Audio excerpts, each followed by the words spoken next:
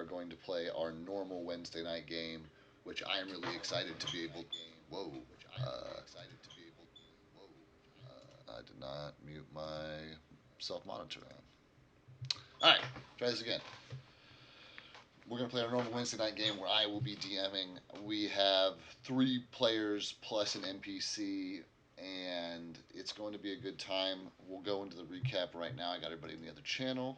Here we go. All right, I'm live. Does anybody want to go over the recap from last week, which was actually only a couple days ago? Should be fresh in Okay. everybody's heads. We're at the campsite. We're concerned at this point. After a whole adventure in the woods situation, Guy was missing. We looked at the tent and we found a bunch of definitely small and 100% goblin footprints because we got a good roll on that. And it's like we go tell Big Boss Man, and he's like, "Who's to say it's not their guy? Like this guy's Gundar's goblins?" And we're like, "Don't think so." Well, we decided to go talk to Gundar, but we want Gundar's goblins, but we had to talk to them without him there. Art eventually, after Mary and Art bribed him, got him to go to the one tent we were investigating to look at it. He fell on the ground, kind of dramatically, rolled around and got rid of a bunch of our footprints. He went into the tent, said they were halfling footprints, like the lying, conniving man he is. Mary went to talk to the goblin, Hagergash? That's the Goblin Lord. Yep. The Goblin Lord, because we were concerned that maybe this was a repeat of Fareed human sacrificing vibes. We do that. Mary mentions it. Screaming monkey alert. He runs out. Mary runs away. We have drawings by Andreas, which were hilarious. Mary made up a lie at one point saying that she was on her period, even though she's definitely hidden menopause. But Mary's hiding in the woods. Art sneaks into the tent, and like every single time we always forget to search for traps. Goblin bomb, like bone bomb kind of thing goes off. Tim, trying to be a good person while building a boat we were trying to use to cross the river, drops a bomb and gets yelled at by the main boss, because obviously. Art gets into the tent, and he finds the chest and picks it up and starts running with it, gets caught. Big scuffle ensues. On Tim gets his bombs taken away because, yeah, Gundar basically is like, "Nah, I don't want it open, dirty gnome," and it's like suspicious. Mary and Art and Tim basically like have to like argue their case, and finally we get through to the big boss, Galir, and tell him like, just open the case. Gundar starts running. Mary points her crossbow at him but doesn't shoot. He gets into the woods. We open the chest, and it's 2 sleep potions, some clothing, and then like a disguise kit. And we Yeah, a couple realize, daggers also, but yeah. yeah, a couple daggers, and we realize he is in some way connected to goblins, either goblin disguised as a human, 2 goblins in a trench coat, or like something like that. Big Boss is giving everyone the okay, we gotta hunt him down. Yep, And I remember Mary kept an eye on where he ran to, at least, because she was watching him run away. right. So we have a vague direction. Yes. I think that's it. That's pretty good. Gentlemen, anything to add?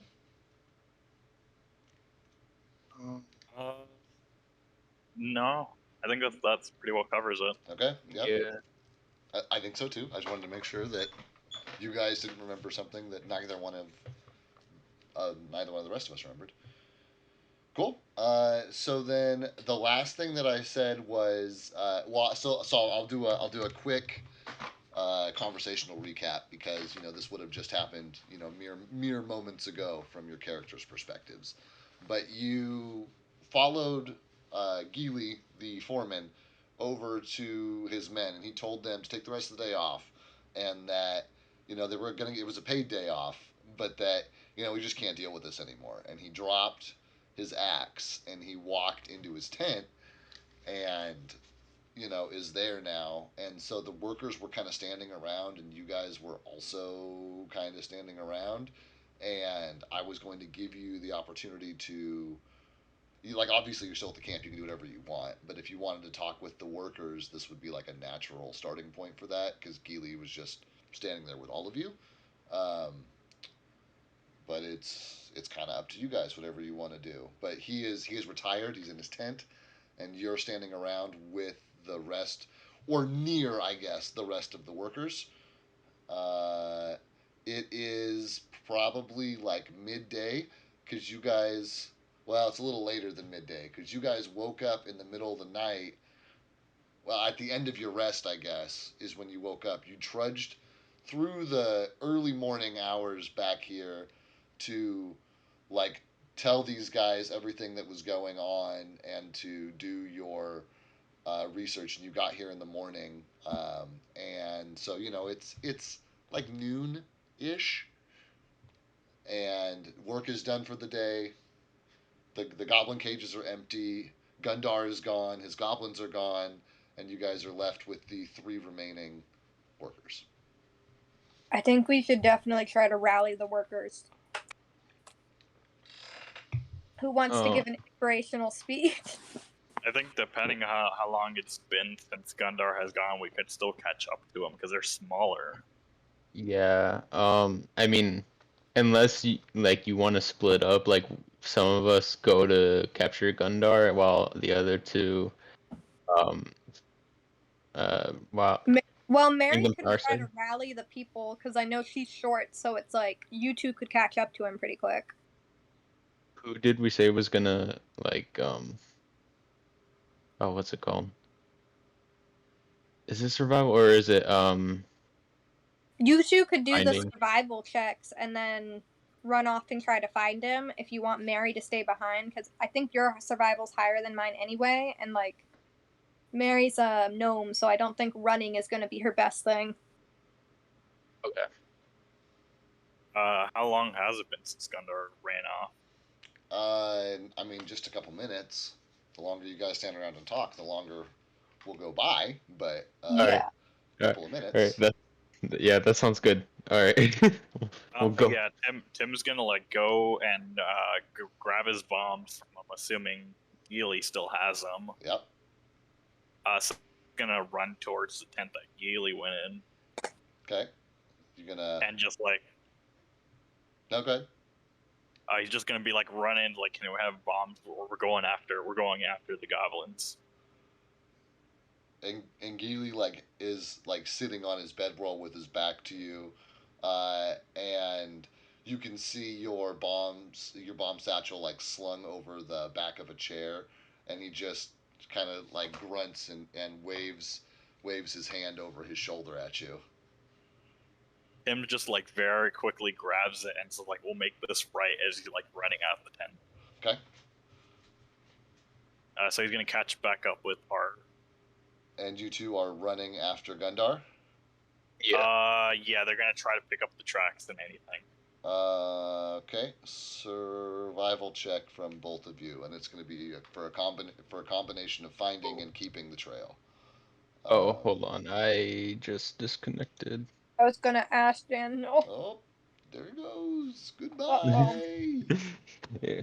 Do we want to wait or offline should dice Mary try now, to rally Daniel. it? I know. I was just about to say that. I was like, ooh, now would be a good chance for me to use the dice Andreas gave me.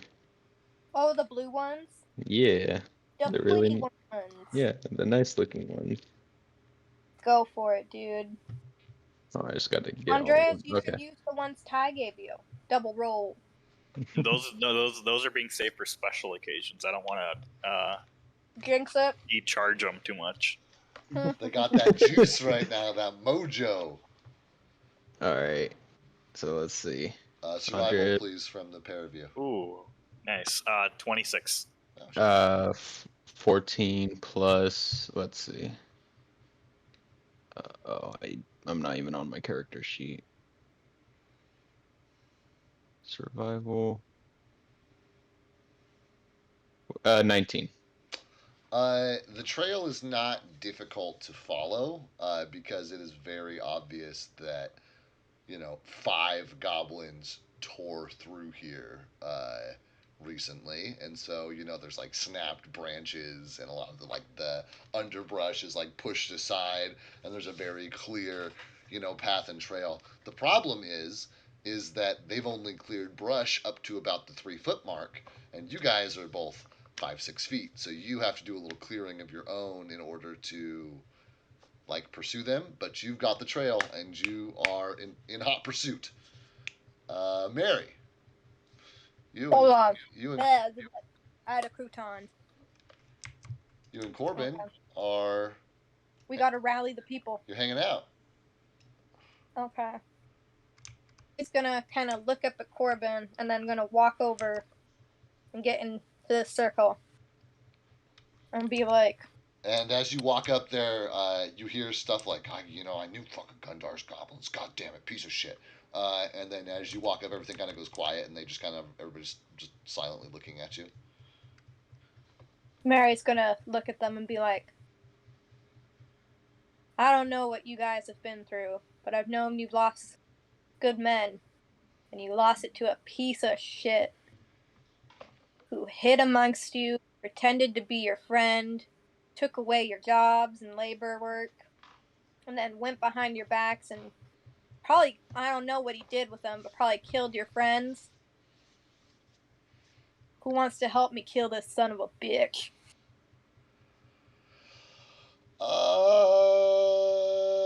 Diplomacy check, please. I was gonna say I thought that was them going like questioning like, oh, should we not? No, I'm not sure what their reaction is yet. I'll know once. Okay. Dun, Mary dun, gives me dun, diplomacy dun, check. dun. One of them just like, if we kill them, we're just as bad as them. Oh my god, you better not go. I keep throwing it back on the floor.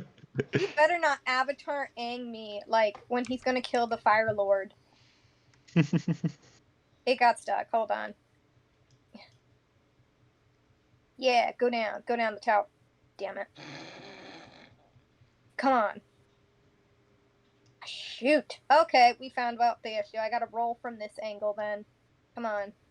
Come on. Find the dice. Go!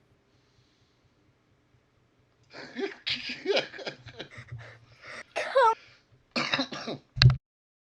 It really does not want to go. Jesus, my Lord and Savior. Thank you. Nah, oh, never mind. Not 7. that one. I was gonna say, Andreas, it's not that one. Shut up. Hold on, let me get onto the right area of the character sheet. Oh man. Pretty sure it's gonna be a 16, but I'm not sure. Okay. I think. It's either gonna be a 16 or a 17. Let me check. Dun, dun, dun, dun. Where is diplomacy? 17.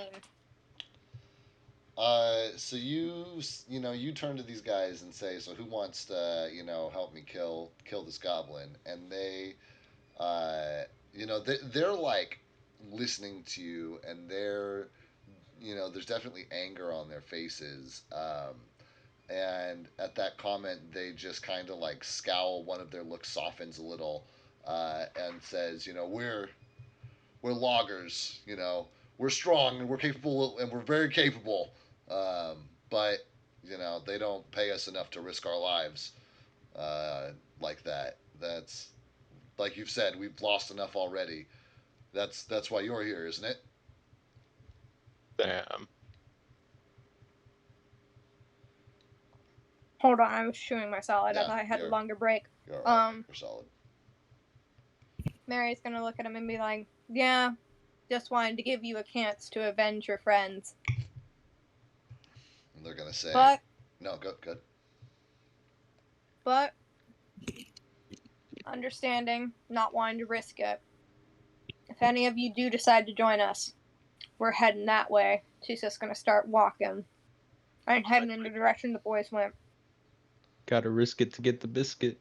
Mm-hmm. Then Corbin's gonna they're gonna look at him after you've walked away, and they're gonna say, yeah, what she said, and just continue quickly continue after you. into the woods. Uh, That's the boy.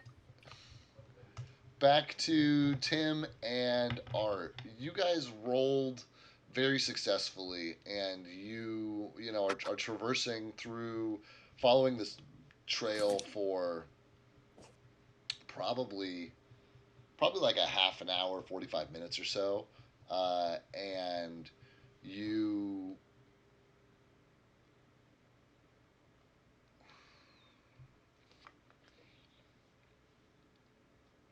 yeah, and after about 45 minutes or so, you guys can tell that you're gaining on them because you hear like chittering distant voices breaking through the underbrush that you assume to be the goblins and Gundar whom you are in pursuit of. But it's gonna take you guys a little while longer to try and close that distance, and there's not gonna be like at the speed you guys are going through the forest. There's not going to be anything stealthy about it. Like they're going to know that you're coming.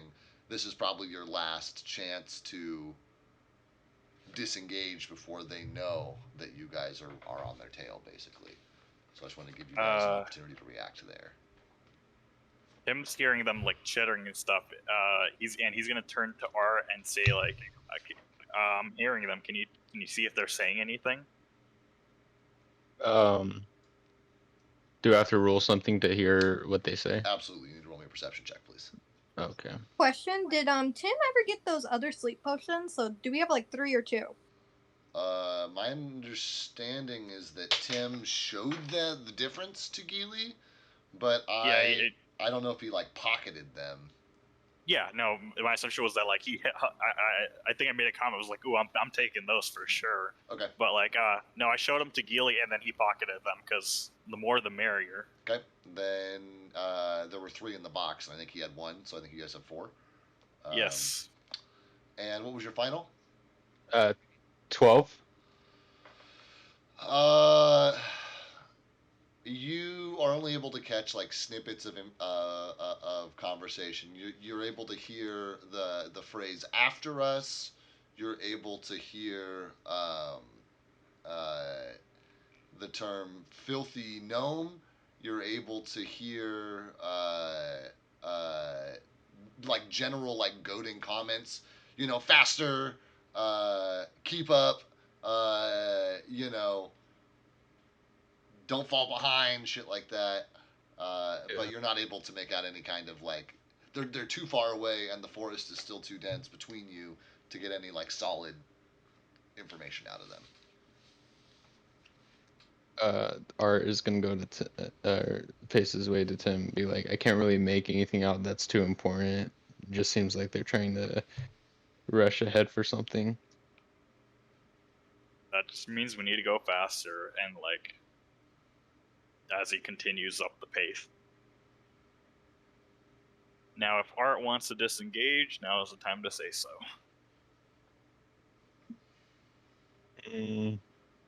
Wait, disengage in what? Like, if you want Art to disengage, now would probably be the time to say so. If you want to continue, though, we're good to go. Oh no, we'll continue. Okay. Okay. I have a question for Mary. Are you Uh-huh. like full bore, tearing off after them, or are you just kind of She's- following the trail at a leisurely speed? She's full blown tearing after them. Okay. All right. She wants revenge. Roll me a survival check. Okay. Dun dun. Could skip my skill thing already, so I know what it is. You're good. 4. Okay. God have mercy on me and not let me get stuck in the dice tower. Into the dice tower. Yay! I didn't get stuck. 21. Corbin rolled lower than that, but you guys have a much easier time. You specifically have a much easier time picking your way through because of how small you are, and I'm the a fact mini-me. that the guys have cleared, a much bigger and wider zone to go through here. So you can make fairly good time. Corbin is a little awkward, and his new like hook hand contraption keeps getting like snagged on stuff. He's like not used to having a limb there. So it takes him. He's like dragging a little bit behind you, but he's able to more or less keep pace. But I mean, it's you can't see Tim and Art, you can't hear Tim and Art. You're going for a while before you're gonna get anywhere near them. Guys, you are still going to you're picking up the pace and you're trying to close the gap. You're trying to like come up on these goblins. Yeah. Yes. Uh, you rolled successful enough on a survival check, and you are, bigger creatures, and so, after another few minutes of running behind them, you hear like the excited exclamations that goblins make when they're like communicating with one another, and uh, Art is able to determine that some of what they're he's able to make out more of what they're saying. You know, like they're here, they've caught up to us. He can hear Gundar's voice like barking orders back at them, to saying like keep running, don't stop, and you guys get within like eye shot of them, 30, 40 feet, which through the underbrush is not is definitely it feels like you're farther away than you are because of all the shit between you. When you hear Gundar say now, and they all stop, pivot, roll initiative for me, please, guys. Does Mary roll now too? Nope, you are not there. Okay. I'll be right back. I gotta get my laptop charger. Cool, go for it.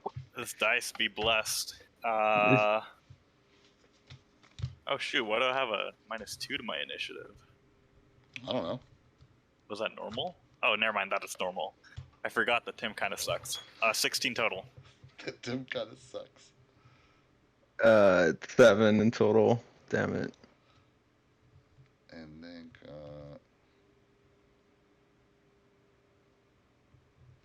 okie doke. You guys gotta give me just a second here.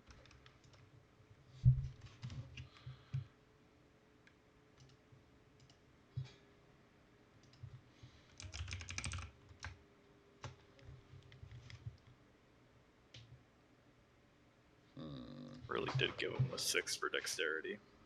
Oof, that's ballsy. At the time, I didn't think it was that important of a stat. I thought it was intelligence that I needed to worry about, and I gave that one a 17. Yeah, I definitely fucked up my character as well, for sure. I got an ice cream. Nice. Are you a happy camper? I am. It's a caramel drumstick.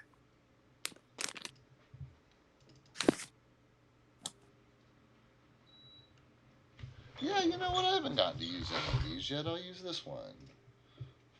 What are you using? A map, which I think is really cool. The blank wilderness map. Components. Import. Oh, damn.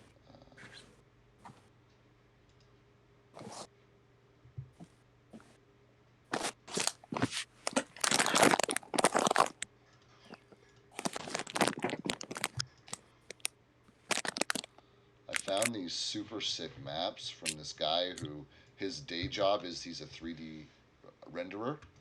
That's like what he does with his like regular time. So in his off time he makes maps, and so they're these like crazy fucking maps that have like all these different viewpoints and perspectives and fucking Awesomeness. super cool shit. Yeah, although I can't seem to make it any bigger. I think I made the wrong thing. Games, objects, components, custom, token, forest, cloud, upload, import, close, rotate. There we go. That looks more right.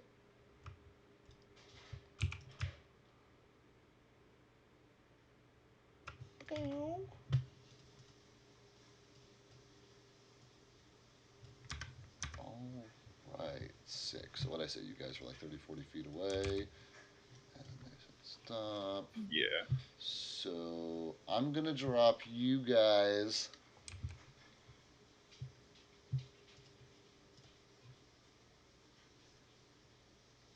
Woodhurst. Whoa! That is a lot of character bags. That's a ton of character bags. We don't need all those character bags at all, for sure.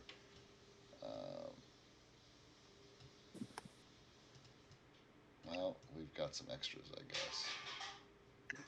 You guys can pull your characters out of one of these character bags. And I will set some goblins down.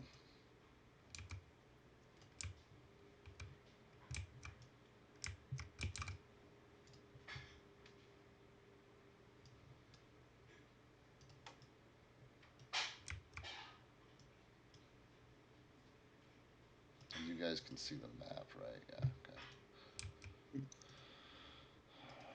Search.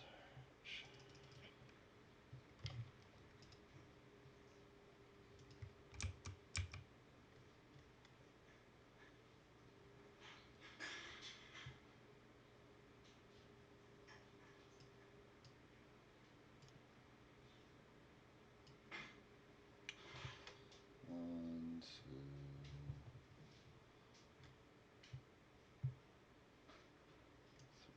three, 4, and then Gundar himself.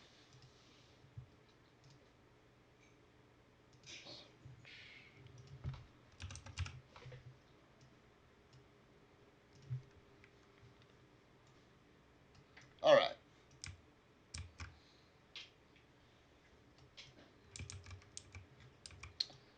Yeah, so where you guys are tearing through the forest. Corman's not on the map. You guys are here.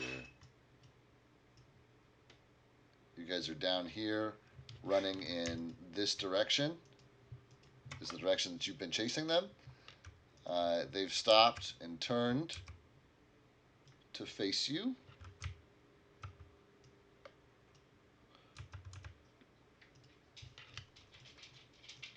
Gundar was leading them, so he's in the back. These guys are all here. Look out. All right, Tim. Well, hold on. You said you're 40 feet. 5, 10, 15, 20, 25, 30, 35. That's perfect. All right, Tim, you're up. Ooh, first initiative? First initiative. Hell yeah. Let me just refamiliarize with throwing bombs. 20 feet. Okay. Alright, Tim is going to go forward.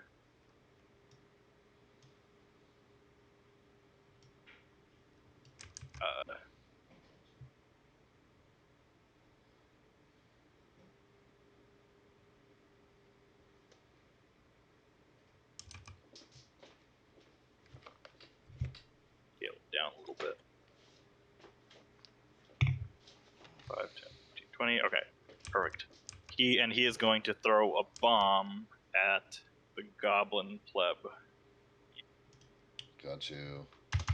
Goblin. Okay, so let's.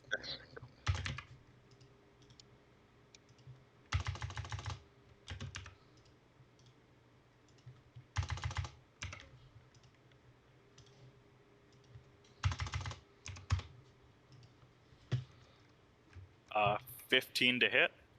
That's a hit. Roll your damage. Nice. I get. Oh, and they I get think this a reflex save to see if they're on fire, right? Yeah. What's the DC? And DC. Double check that. It's a pretty good roll.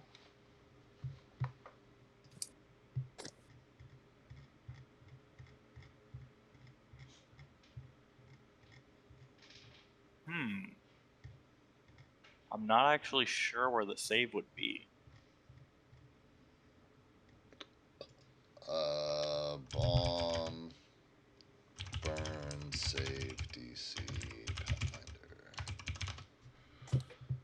Pathfinder. Is equal to 10 plus half the alchemist level plus the alchemist intelligence modifier. So you guys are level, what, 6? Uh-huh. So half that is 3, so 13 plus your intelligence modifier. 3, 16. Okay. He saves, so he's not on fire, but he takes his regular damage of... Rolling that right now, it's 3d6. So this is the first Ooh, 3d6. plus like 4 or something, I think. Ooh. Yeah, 3d6 plus 4. Ooh. Yeah, Tim can hurt now. Yeah, I'm hoping that you guys actually tear through some of these goblins, because they gave you a run for your money like 3 levels ago. So... Oh, that was terrible numbers. 4, 6, 10 damage. You know, that's still substantial. And not burning, but this goblin is... looks like another strike like that will certainly do it in.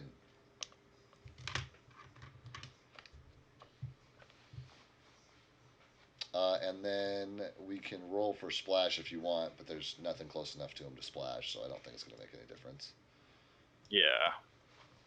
Wait, which one did you hit? Goblin 1. Oh, okay. That's gonna be the blue one or the purple? Okay. That is going to be it for Tim. Okie doke. Then the goblins are up, and they are wielding a combination of like daggers and like blunt weapons, like tree limbs and stuff. Like it looks like a couple of them had small daggers, maybe secreted away on them. But like Gundar is holding a dagger, for example. But the other and the one that you hit was holding a branch. You've got here Goblin 2 is dagger. Goblin 4 is branch. Goblin 3 is branch. And Goblin 1 is dagger. Alright. Cool. Then they are going to take their turn.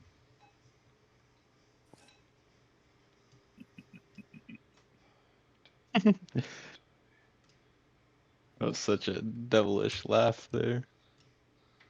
It's a spell Tim learned at level 6.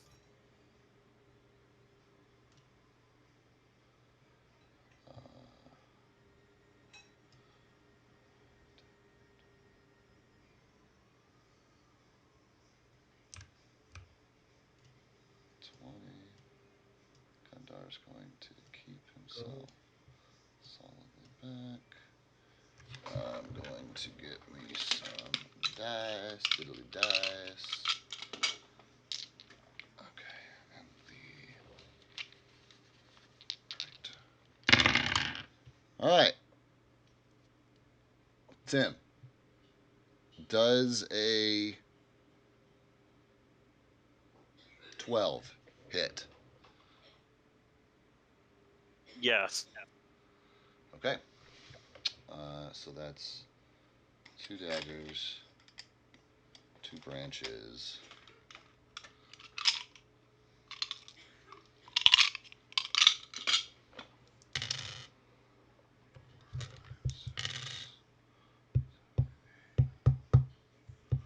I just forgot how squishy he is. You're taking 15 damage as all 4 of these goblins hit you with either a branch or a dagger. And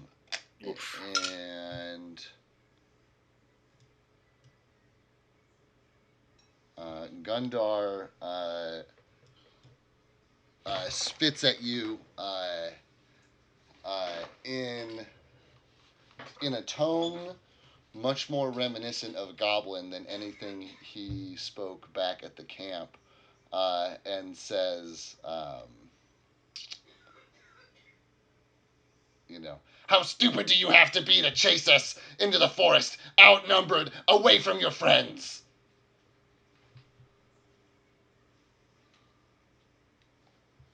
Someone who's either really stupid or knows that you don't stand a chance.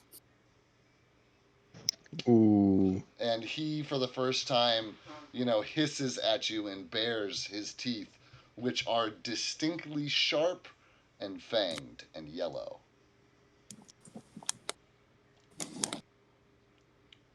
And that's it for their turn. Art, you're up. Oh shoot. Okay. So. And these goblins are in the 4 tiles adjacent to Tim. I just can't get them exactly on the right tiles. Okay. Down. My guy.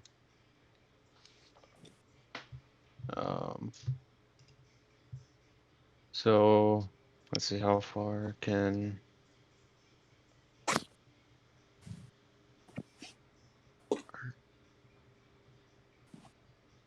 Okay, he can walk 20 feet.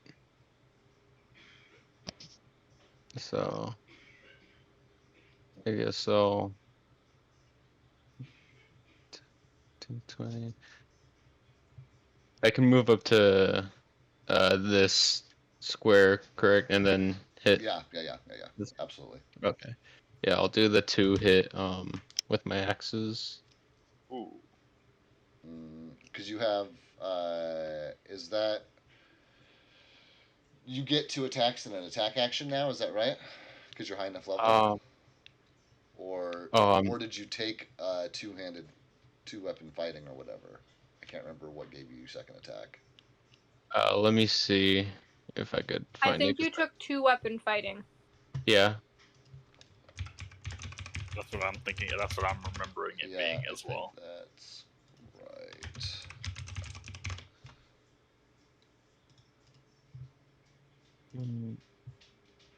Yeah, 2-weapon fighting. Okay.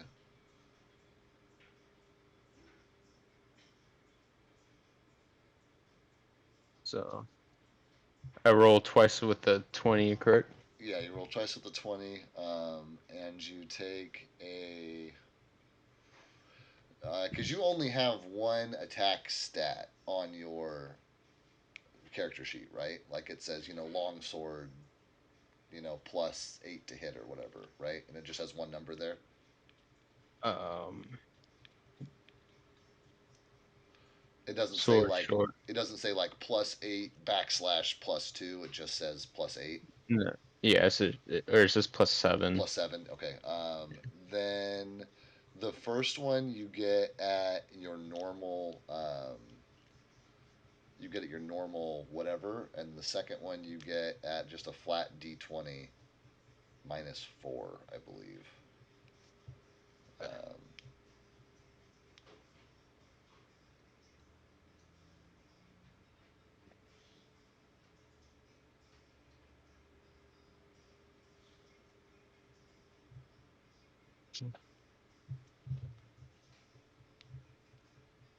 Ooh, Nice. 14 and a 19. so what's your 14 when you add your 7 to it? That's 20 some odd. That's a hit. And your 19, even -4, is still 15, which will still hit the goblin. So roll damage twice. That's with the 4, correct? That is for The all 4. four-sided. Yeah. Well, yeah. Well, no. You have a short sword now. Is it a D6? What does it say on your character sheet? Um. Um. Because I thought you got a short sword or a pair of hand axes or some shit that Yeah. was better. Oh, okay. Yeah. 1d6 plus 1. There you go. So roll 2d6 and then add 2. Because you're doing it Okay. twice. Whoa! Whoa! Oh. Max damage! Big So Some oof! goblin. 14. G4 is taking 14 damage. This goblin is in very rough shape. It looks like a single Yeah. strike will likely finish him off. Uh, are you done? Yeah, I'm done.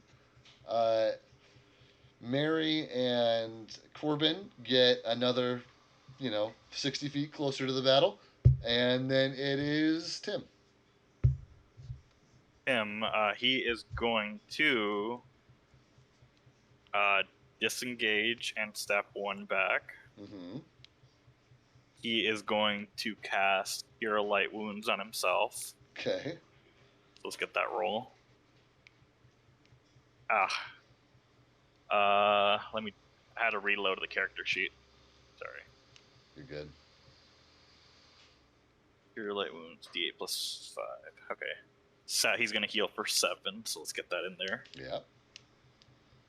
29. And then he is going to throw a bomb at Goblin number 2.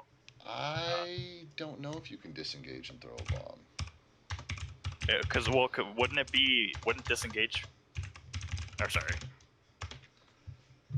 No, go ahead. Speak your case. Wouldn't disengage be like the movement, or would it be the standard action? I think it's the standard action because usually you disengage and then you move away, which would mean that the disengage is a standard action. Oh, if that's the case, then he will not disengage.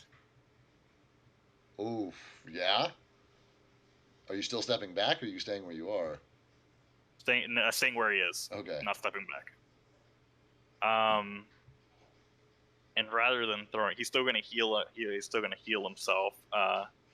But what he's gonna do instead is he's gonna go for a mace attack. There you go. Let me just load him back up so I can switch to that. And he's gonna go. You cut out? Which one? Goblin one. There we go. Number 1. Sweet. Roll your attack. Let's get that back in there. Equipment.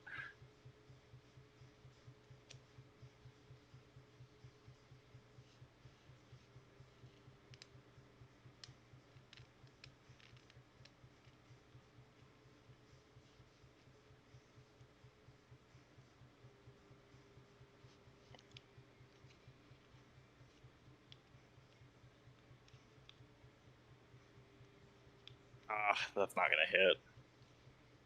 An 8. No. 8 to hit. No, that's not gonna. Not even a goblin. No.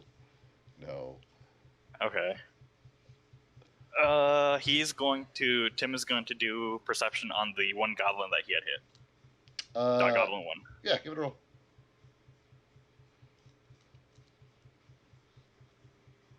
Uh, 14.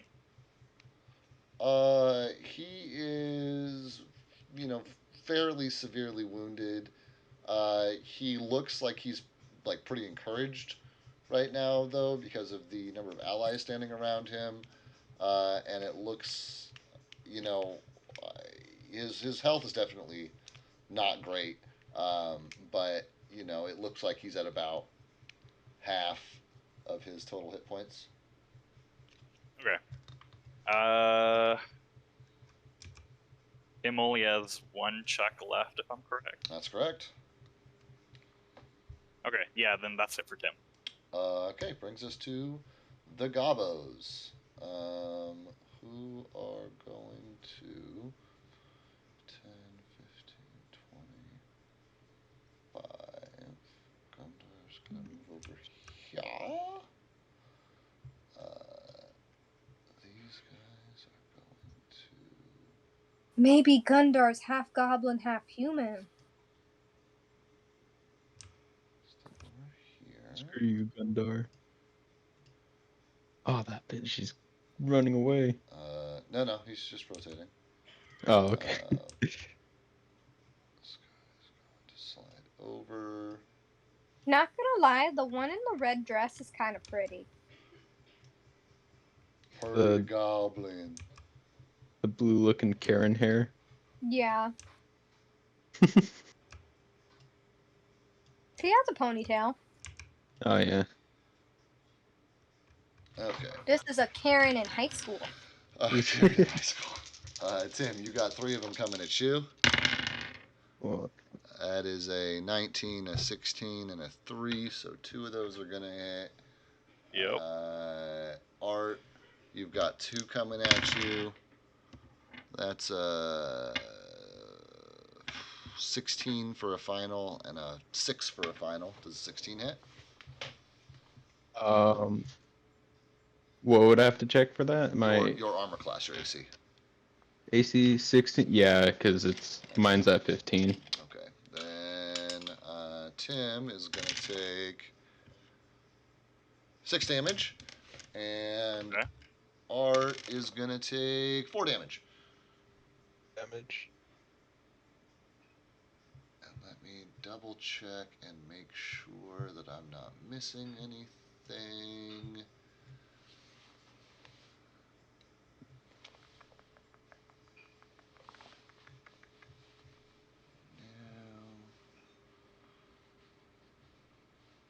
No, I think I'm okay. Okay, then my homie G's are done, and that brings us back to Art.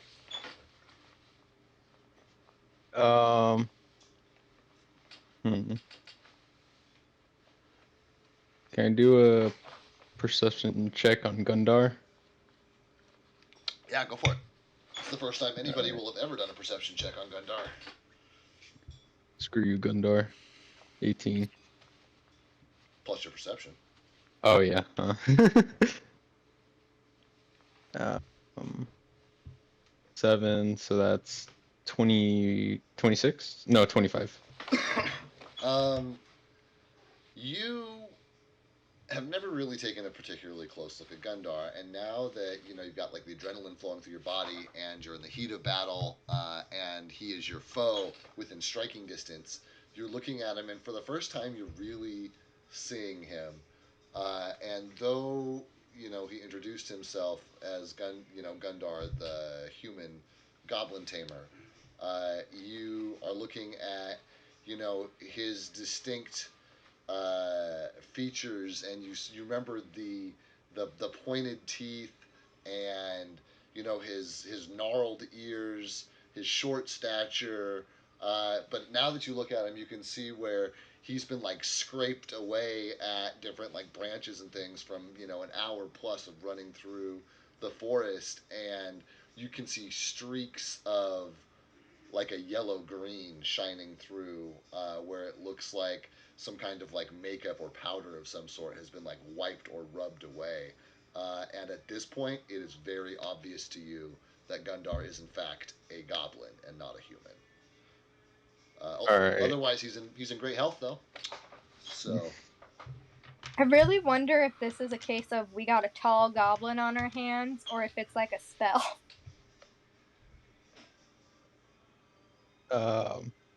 Alright, then Art will be like, after looking at him like that, then Art will say, "Hey man, like your makeup, I've been kind of experimenting myself, as you can see." because you're still wearing your makeup, Yeah. which is also Look pretty thrashed at this point, from you going through the forest. Uh, and and in response, Gundar takes his hand and like puts it over his mouth and like slides it across, like removing a bunch of the makeup from his mouth, revealing his disgusting goblin lips and teeth, which he is snarling at you with. And Art will just be like, "Oh, here, allow me to remove some more from you," as he's now going to attack. So it's two 20s, 12 and a 9. The 9 is not gonna hit. Well, what's the 9? What's the final on that? Because the Um, 9 gets your +7, which will make it 16. But then your 12 gets a minus to it, which is gonna. So one attack hits basically. all right. Then D6, come on, big money. 3, so 4. 4. Great, 4 damage total to Gundar. Gundar For you, Gundar, coming after you. takes 4 damage. Uh, and he, cries out in pain, but readies his dagger to come at you for another blow. Are you done? I have one more perception, right? Yep. I guess I'll do Tim. Okay. Just to see how he's doing. Show. Oh, 5 plus 5 plus 7, so 12. Tim, you got at least half your hit points. Yes. He's hanging in there. Doing all right. All right, sounds good. Then that'll end my turn. Okay. Mary, please roll me and athletics isn't a thing in Pathfinder, is it? That be acrobatics? No, roll me just a regular dexterity check. Okay. When Mary gets here, can she try to sneak in? Anyway, when Not if she's barreling full speed to get to these guys. Okay.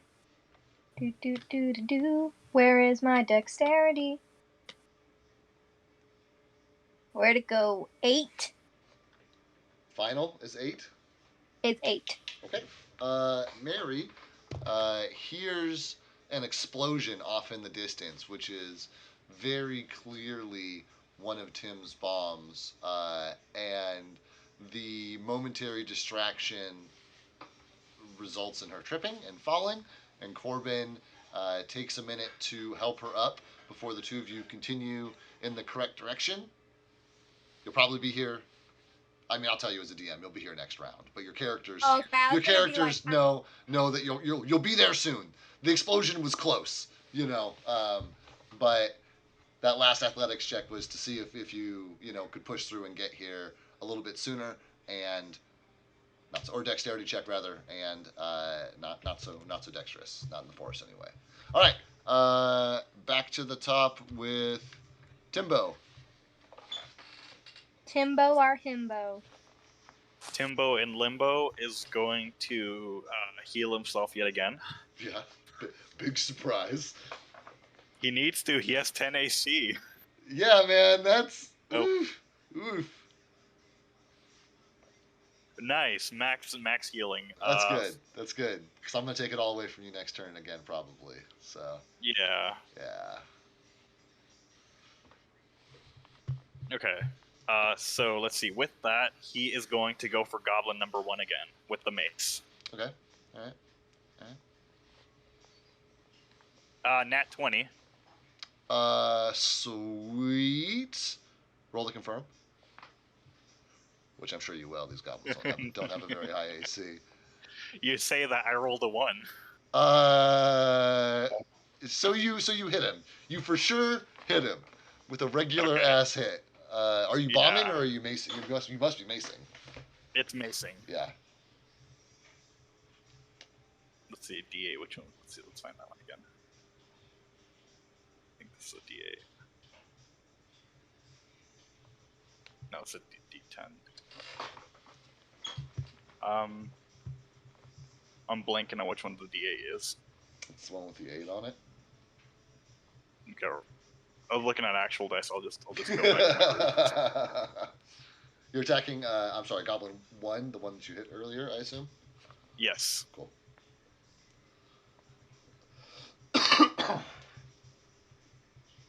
3 damage.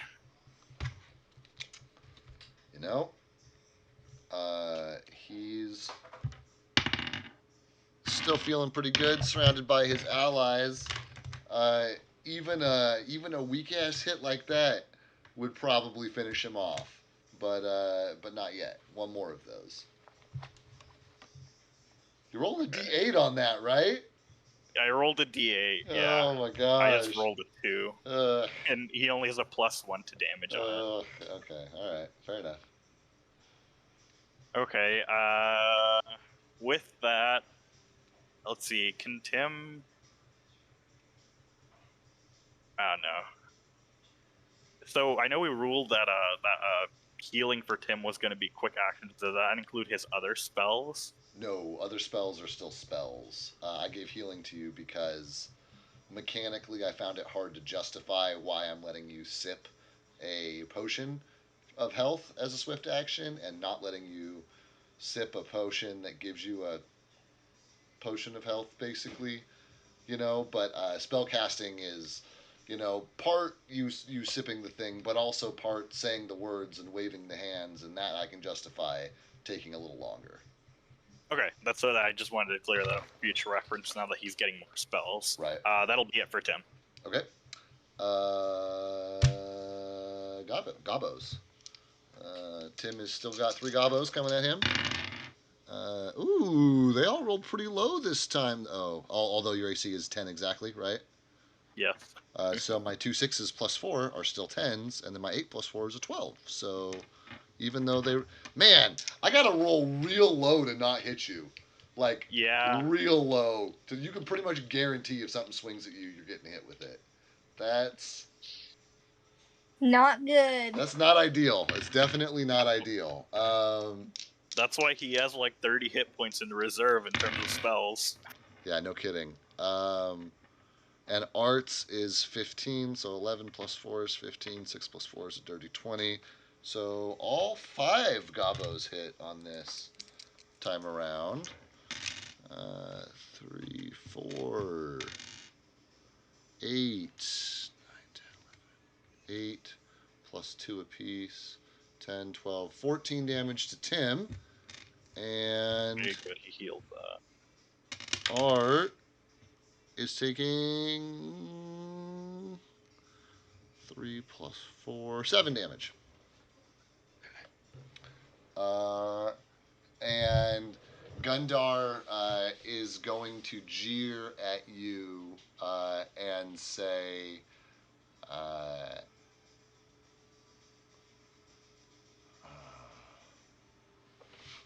what is Gundar going to say?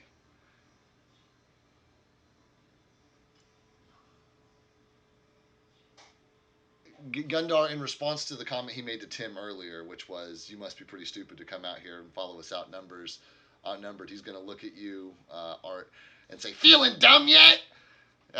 Or just full of holes?" As he's like, poking you with his little dagger. Art in response will say, what is it? I don't feel dumb now, but I did feel dumb when I gave you my money. But I'll get that back. And he pulls his coin purse out with the other hand and shakes it and says, "Over my dead body," and tucks it away. And it is your turn, Art. Art, after he said "over my dead body," Art will say, "Well, that could be arranged." You're gonna do some arranging, rearranging of his face. Let's see. Come on, big money. God damn it, dude. Yeah, neither one of those are gonna hit because even once you add your bonuses to the first and take your lumps on the second, you're gonna do a big old whiff on both those bad boys.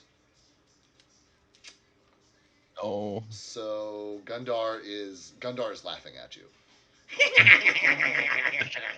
Shit. Oh, there's the D8.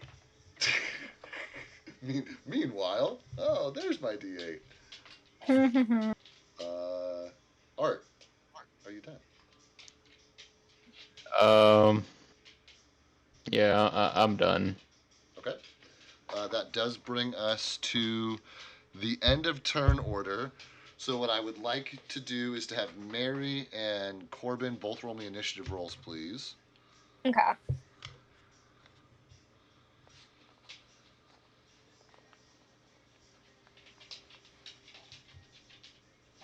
Should it? 10. Okay. Oh, I'm waiting for somebody to tell me what Corbin's initiative roll is. I have to roll Corbin's initiative roll. Yeah. What was your initiative roll, Daniel? My initiative roll? Yeah, what did you get? I think I rolled a 4 plus my, what would it be?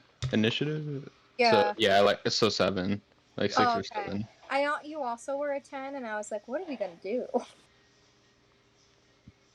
If we both roll the same initiative, who goes first? I ask for a reroll, or alternatively for your dexterity modifier. The idea being whoever has the higher dexterity modifier is more nimble, quick on their feet. They're faster inherently. Yeah. We have been playing for an hour. I hit the bottom of my glass of water, which means my bladder is also full. So let's just take a super quick fiver, and we'll be back with everybody in combat. Okay. All right, Sounds be right good. back. I shall I'm gonna also go do.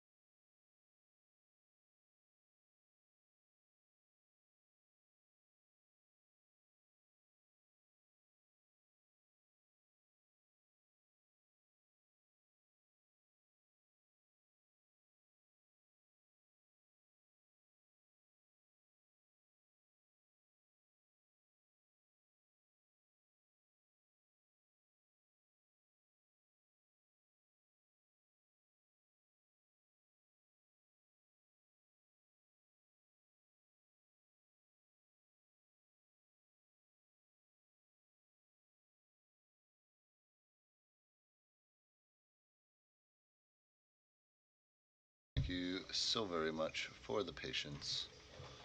I Hey, Miso. How you been, girl?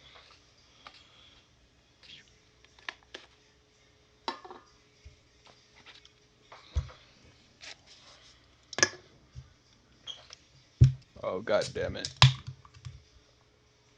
Miso, take a poop. No, Ren. I think he knocked down something, but I don't know what. oh And I'm no, scared just to find. the And I'm sound of scared to find. something clattering. Yeah.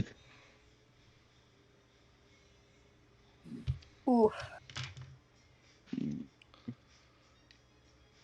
Oh, there goes Daniel. Bye.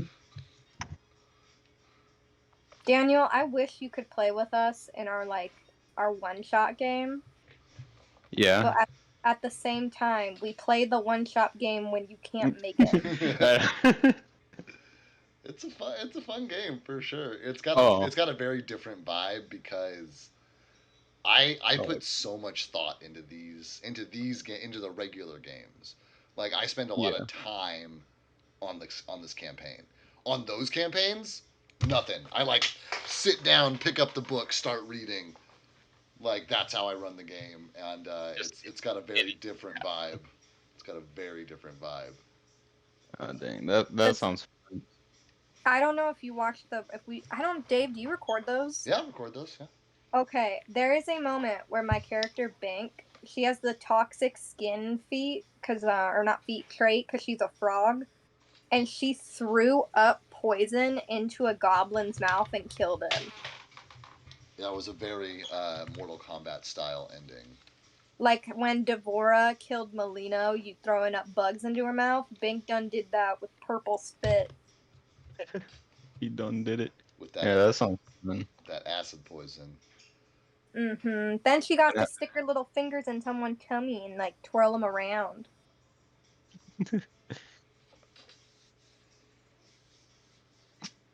Are we all back?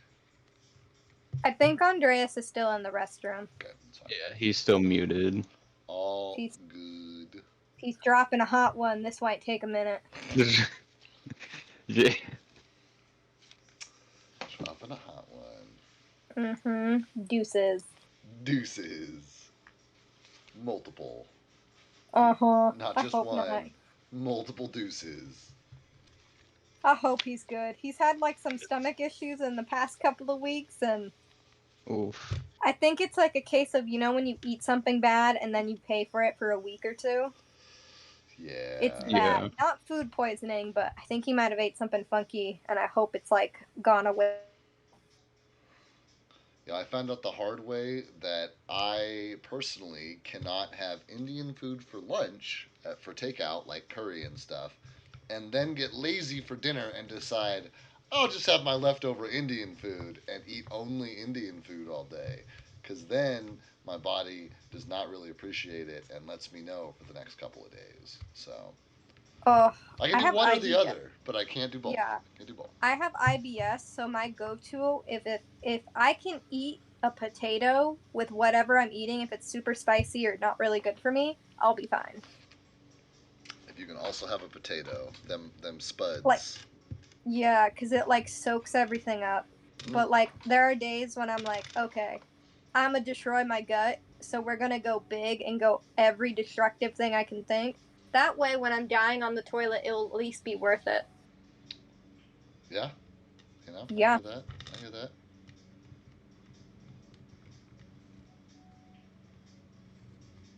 Andreas is back. Yay! We were speculating as to how big your poop was. Jesus Christ. Was it a poop? Yeah. There we go. There it is. Now go back and measure so we can tell who won. No. All right, we were at the top of combat order. This is great. Tim, you are still on top of everything, bud, so you get to start us off.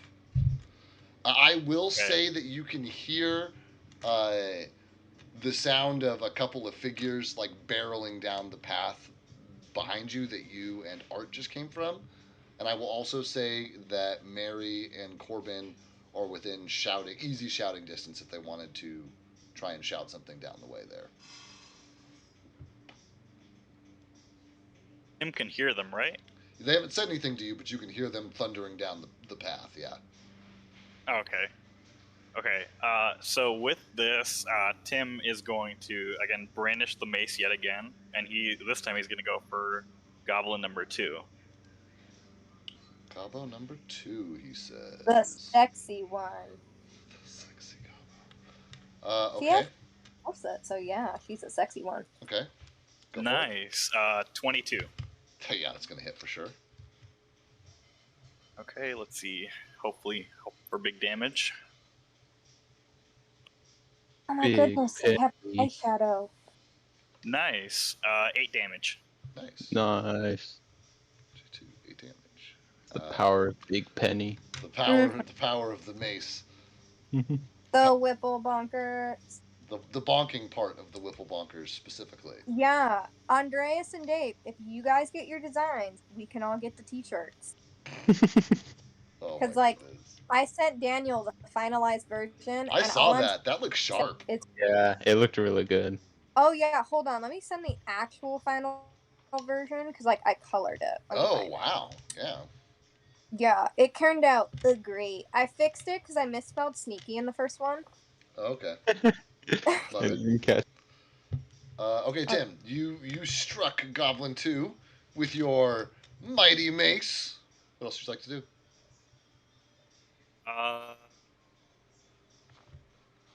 Tim's gonna tell Art, focus on the 2 that are on you.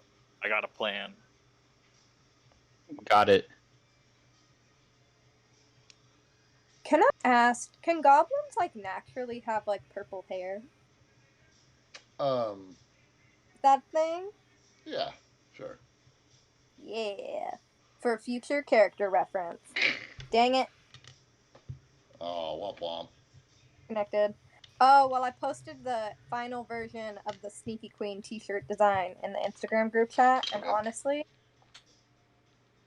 Daniel, you and me, we get the t shirts. We're gonna look amazing. That, or we can get a tote. Oh, that does Oh, look sick. Yeah, I like that. I'm sorry. Did we finish? Did we finish with Tim? Uh, he's gonna look at Goblin number 2, the one he just hit, and see how they're doing. Okay. 15.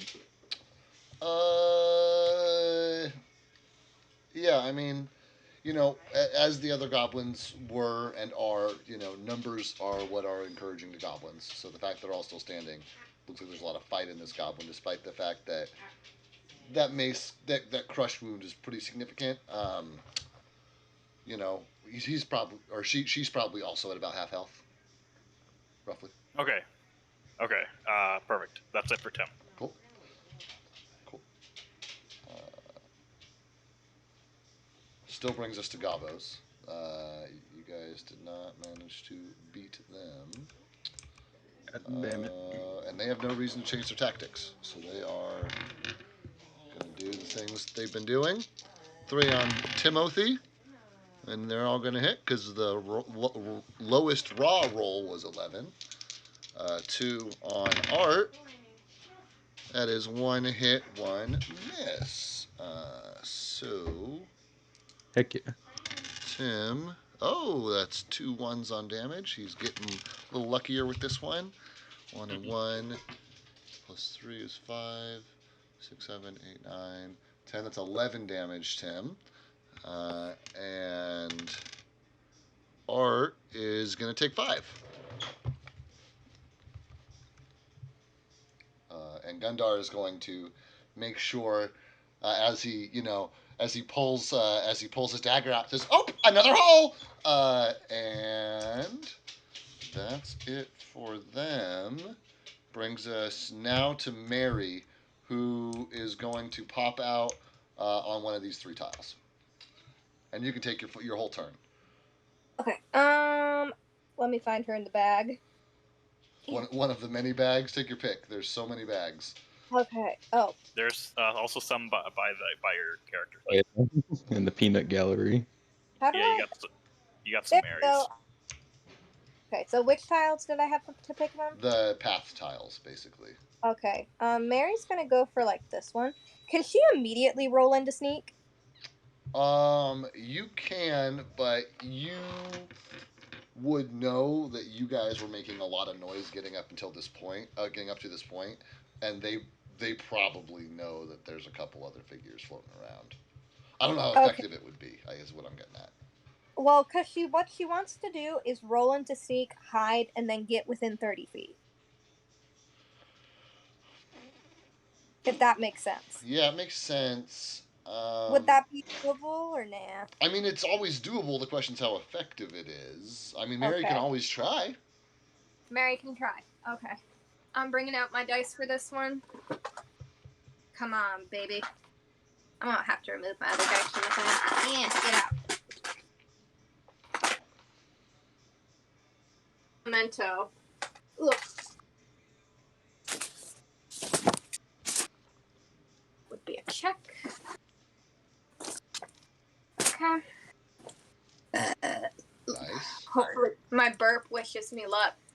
I'm talking to you. Like, don't screw it up. Yes! The burp gods answered. Nat 20. Nice. For a final of?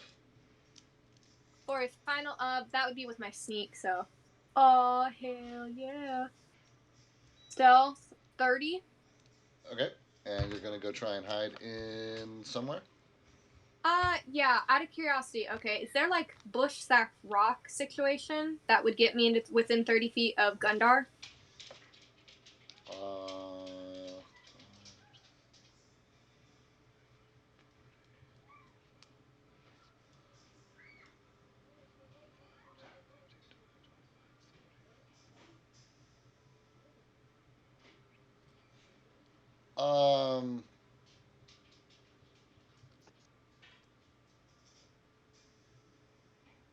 Yeah, I mean, you could hide in this tile. Exactly is the only tile that I think is close enough Mary's to do gonna that. roll into there, and then can I take an attack then, or am I good? Not if you're moving at half speed because you're sneaking. Okay, so can I do anything else then? You can look at stuff. Okay, Or can look at I a do? thing because you rolled into stealth. That's one of your checks. Okay, can I do a perception check specifically on Gundar? Yeah, go for it. Okay. This one, I'm just gonna use the tower. Tower of Doom. There's a reason it's a Tower of Doom. Everything gets stuck in it. I might be able to fix that actually. Let me see. Try that. 28.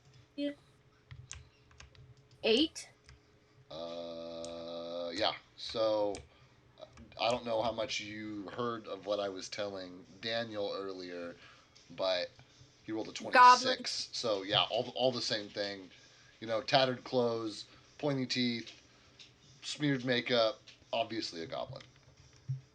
Okay, just like a really tall one. Not even that. I've described him as not much taller than you this whole time. Oh, I thought he was like 5 foot. Nope. Oh wow. Okay. But does he look like injured at all, or is he looking like pristine? He's not pristine. He has a flesh wound. Okay. Okay, I'm good. Cool. Now that brings us to shit, Big Corb. That's me.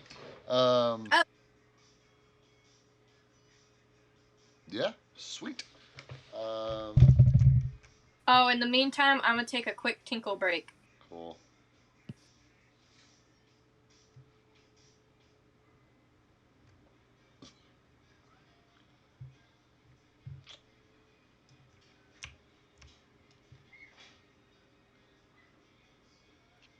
Sick. Corbin, Art and Tim hear a distinctive and telltale scream, yell, holler, war cry, whatever you guys want to call it, as Corbin just comes tearing through the fucking forest from behind you guys. Just at Gundar, and takes a big swing, and he whiffs. He's a big whiffer today. Oh, bonkers. Yeah. Holding up to the name. Holding up to the name. Holding up to the name. And that is it for my man Big Corb. Brings us to Tim. Okay. So I have another question. Shoot.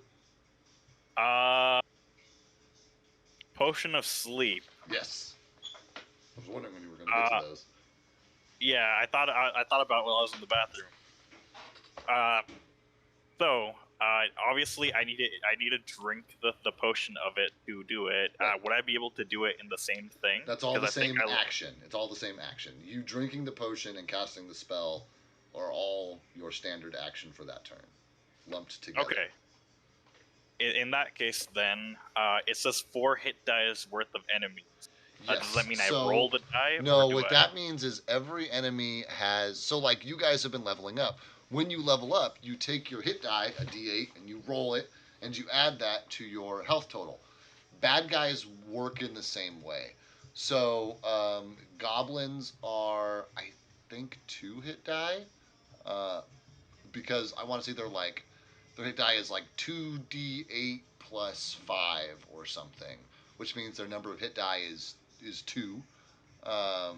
So if you can affect 4 hit dice worth of creatures, you could affect 2 goblins that were, I want to say, no more than 10 feet away from each other. Is how sleep reads. I'm very familiar with sleep. Okay, would it, and I believe it, also you could technically do more if they were low health, correct? I don't specifically know. All I know is that it calls them out by hit die.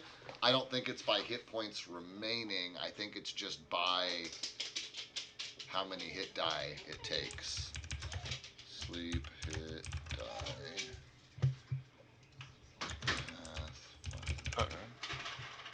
I don't mean to interrupt there, but I just don't think I got a turn.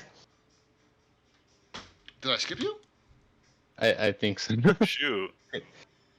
Okay, hold on. Yeah. You start us off, right? Because you're no, Yeah, because you finish us it off. was Corbin went, yeah. and then I gave it to Tim. You're right, Art. So Tim, I will research that for you while Art takes his turn. Thank you, Art, for keeping me honest. You're up, man. What's up? Sorry. You know, you're making the Don't situation apologize. better. Yeah, make sure I'm keeping it straight here. Alright, there you go. I got. Come on. Looking at Gundar. Shit. It doesn't look like it's going to matter because when you add your bonus to the first one, that's still only 10. When you subtract it from the second one, that brings you down to also 10, and neither one of those are going to hit.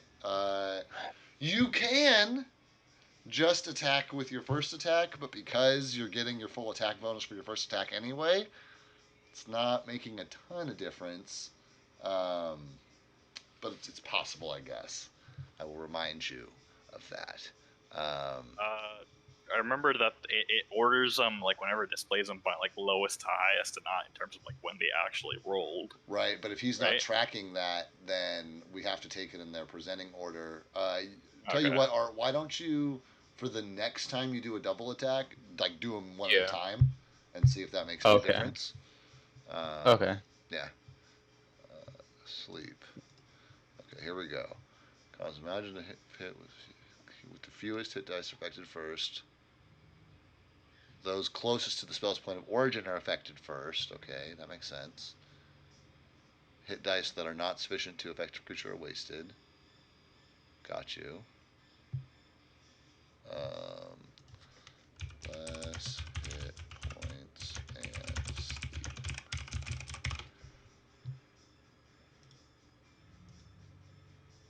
And sleep spell. Okay, I guess it doesn't make it apparent. But can sleep be triggered later once the creature loses enough hit points? No. The creature's hit points are not equal to or less than the remaining total. The creature's not affected of their. Oh, this is also a D. This is the Pathfinder. This is a 5e question.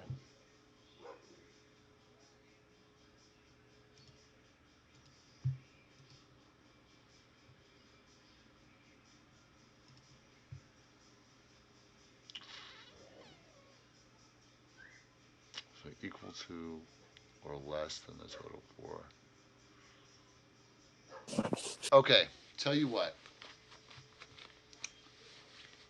I will, in this particular instance, allow you to roll on remaining hit points because I think that's been part of the plan you've been factoring out for this particular exchange, and that's how we'll roll it for the rest of this session until I can do some in-depth research and figure out if that's a correct interpretation or not. Okay. Oh no, here we. Oh, I see. In D&D, you would roll the hit points, and that would determine it. Oh, you know what? I think I like that better. How many? Yeah, because I remember. How many? Yeah, how many hit? It's 4 hit dice. Yeah.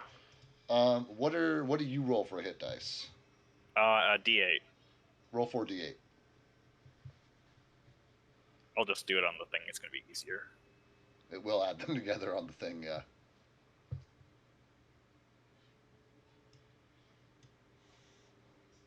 So usually the way this reads is that the creature closest to you is affected first. So I'm going to say that because there's so many creatures close to you, the ones closest to you with lowest hit points would be affected first. And so if you want to cast sleep, you would tell me, I'm casting sleep. You'd remove one of those potions of sleep from your inventory. You'd give me the total of those hit dice. And then I would tell you which goblins, fall asleep or don't fall asleep, depending on their proximity to you, I guess, and their remaining hit points.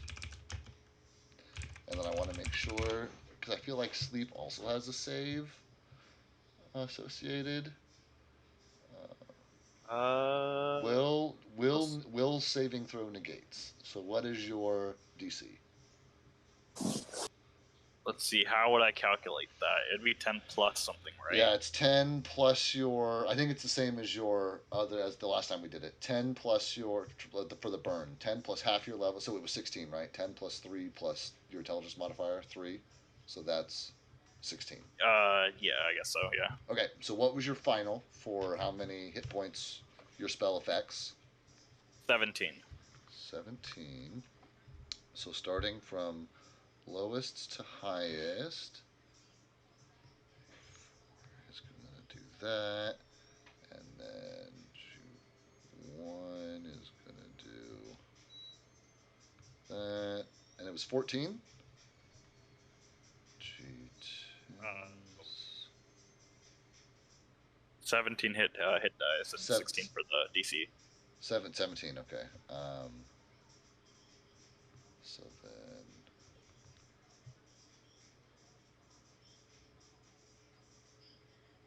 Okay, so there are two. You have enough points for Goblin 1 and Goblin 4 to both have to attempt to save. Goblin 1 rolls a nat 1. Goblin 2 rolls a 16 on the nose. I guess it could be minus his will if he's got negative will. Does he have negative will? I don't know. That's a good question. Goblins aren't known for being particularly wise. He has a -1 for will, so he fails. So they Just both. enough. So they both fail, and they are goblins going nap naps. Okay. And that is your standard action to cast sleep. Please notate that you have used one of your potions of sleep. Yes. With using a potion to cost two characters to sleep, that was a blue one. He's gonna pull out a red one and cast some Cure Light. All right, buddy. How many of those you get in a day now? 5? Still 5, yeah. Let's see. Okay, let's see. That's some 9. That's 9 hit points back.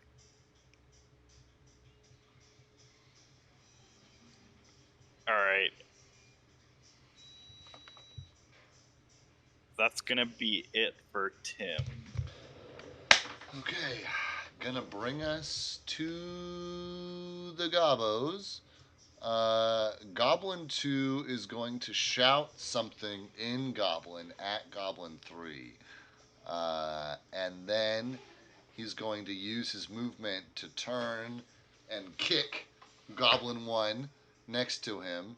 Goblin 3 is going to do the same to turn and kick Goblin 4 sitting next to them, which will wake them up. However, they are prone because they fell asleep, and they will need to take their movement in order to stand up.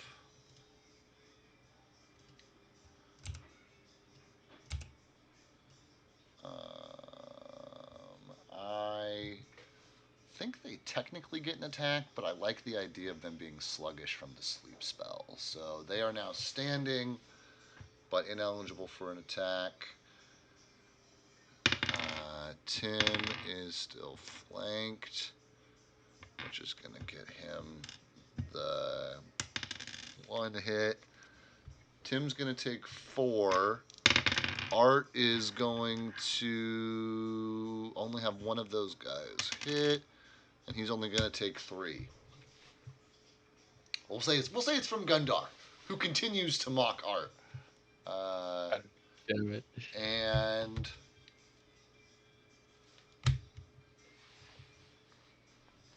that's it from my Gobos. Brings us to Mary. Hi. Okay. Mary is going to shoot at Gundar, and she's specifically going to let me find the feat. Use her deadly aim. Okay. Which I'll take a -2 on the range attack roll to gain a 4+ bonus for damage. Got you. So you're less likely to hit, but if you do hit, you're dealing more damage. Yeah, that's gonna be a big roll. So where are my dice at? Where the babies? There the babies. Okay. Come on.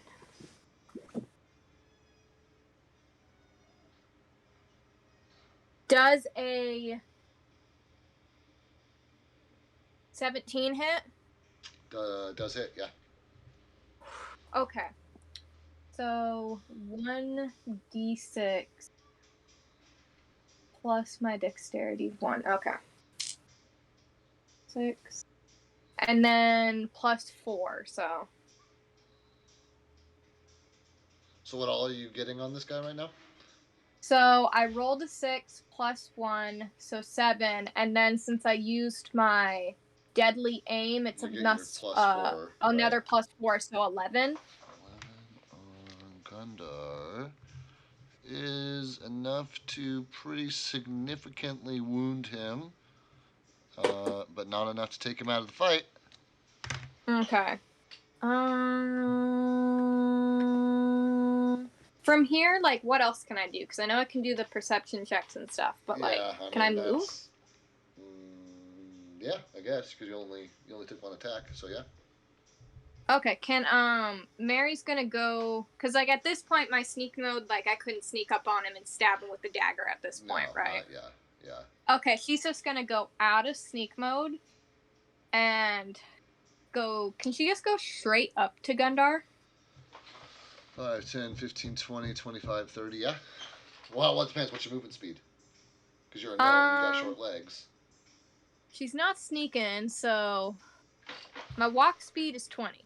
5, 10, 15, 20. No, you can get to 5 feet away from him, even with your 5-foot step.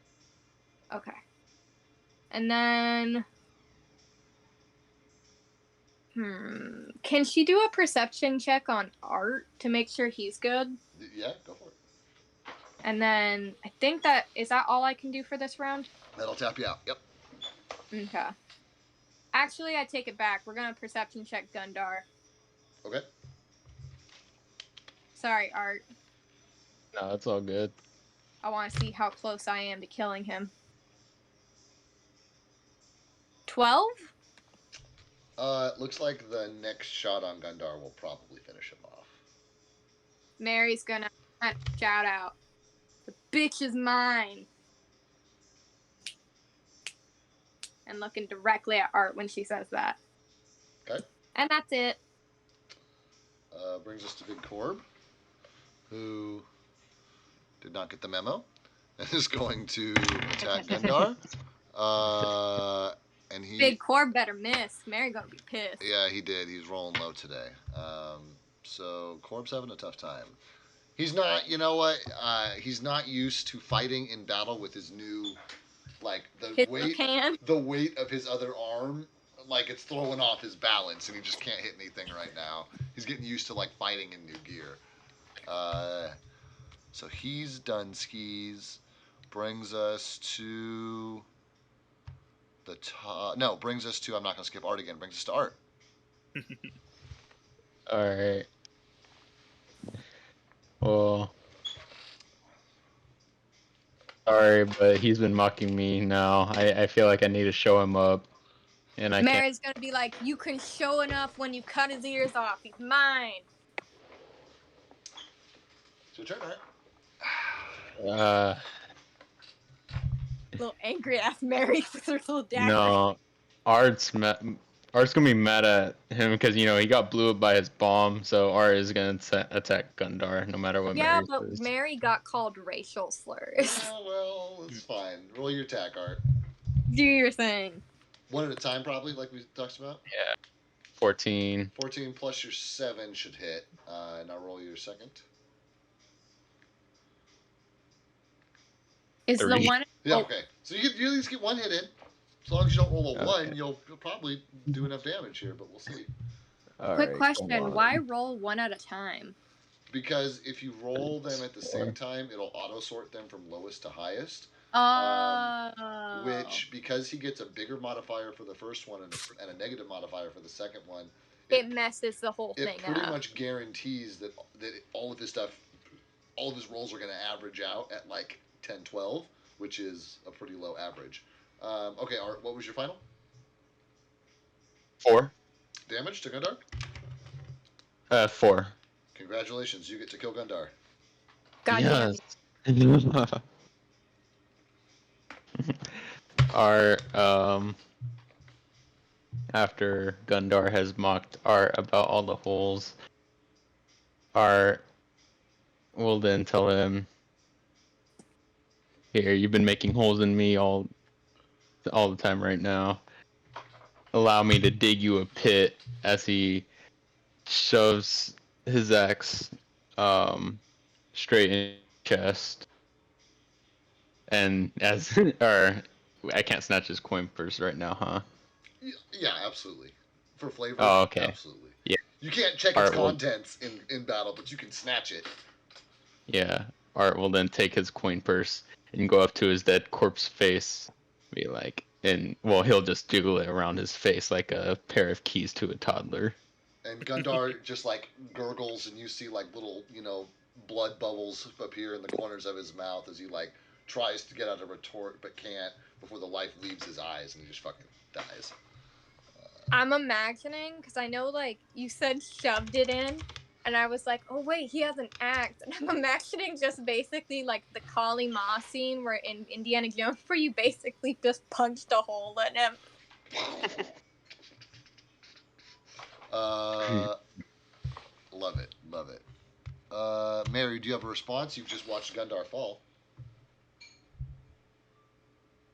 She gonna look at Art and go, Art, Yeah. fuck you, Yeah. What'd you say? fuck you. Aw. Our we'll just tell Mary like, hey man, he hit me with a bomb. I feel like I at least deserved a little bit of that. And he called my people slurs. That's just emotional pain. He actually dealt physical pain That's to just me. emotional pain.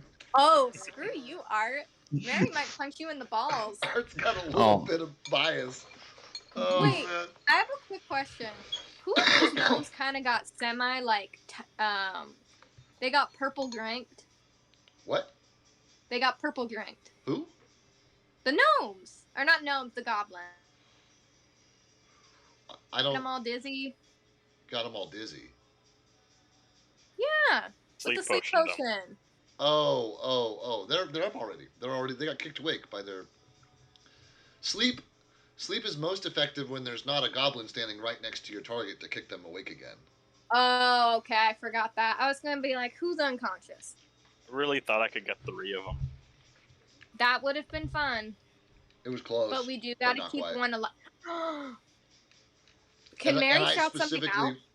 Because I took the ruling off the D&D 5e page, which has you roll for damage like this, and it just specifically says, any hit points which don't, equal the current hit points of the last monster or whatever, just are wasted and are just gone. And he had like 11 or 12 hit points left, and you had like 10 or 11 to spend on him. Like it was just shy. I'm sorry, Mary, you were gonna try and suggest something. Can Mary shout something out at Tim real quick? I mean, talking is always free. You can always. Mary's gonna, after the fuck you, after Art done disrespected her people, she's gonna look at Tim with like wide eye as she sees he's surrounded by goblins and go, Tim, you can't kill him. That wasn't the plan. I had 2 of these asleep, but the bozos woke them up. Remember, Art, me, Corbin, not you.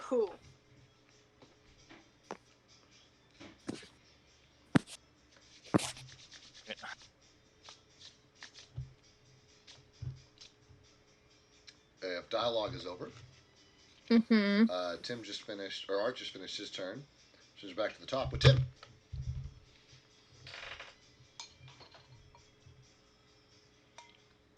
He's gonna be. You cut out a little bit. Let's see. leave the hooded and the blue one alive, and he is going to attack Goblin number 3 with Okay. his mace. Sounds great. Attack roll, please.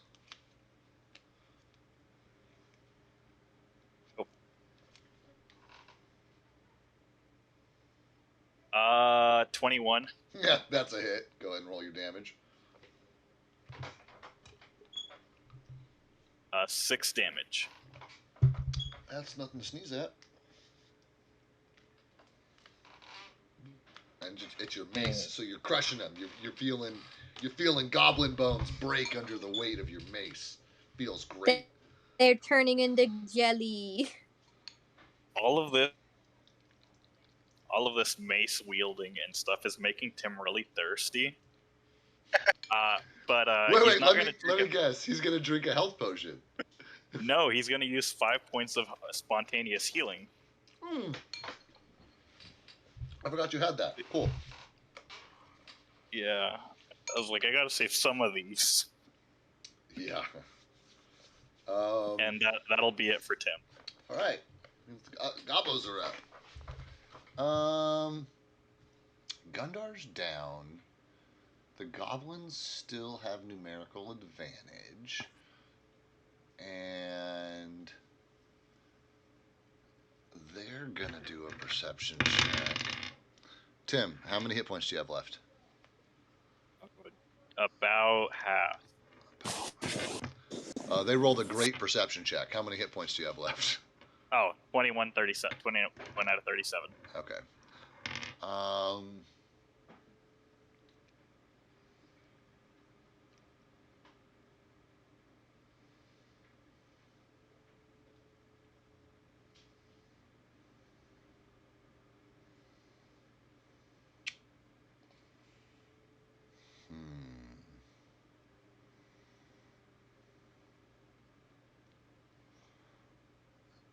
Two of these goblins are going to reach out to grab you, Tim, and a grapple check. What's your CMD? 13. I'm sorry? 13. Okay. One of the goblins, the pair of goblins, and that is Goblin 4 and Goblin 1, are able to successfully get a hold of you.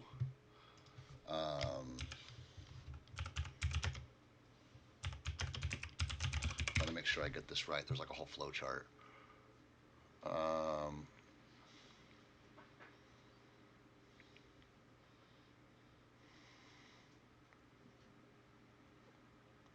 The other is going to take a full round action to pull out of your bag. They're going to start going through your bag, and you're restrained. And they're going to pull rope out of your bag and start tying you up with it. And you are effectively restrained as of now. I believe that's a restrained Pathfinder.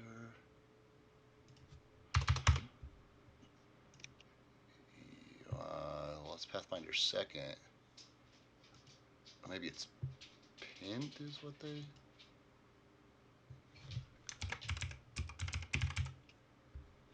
Grappled.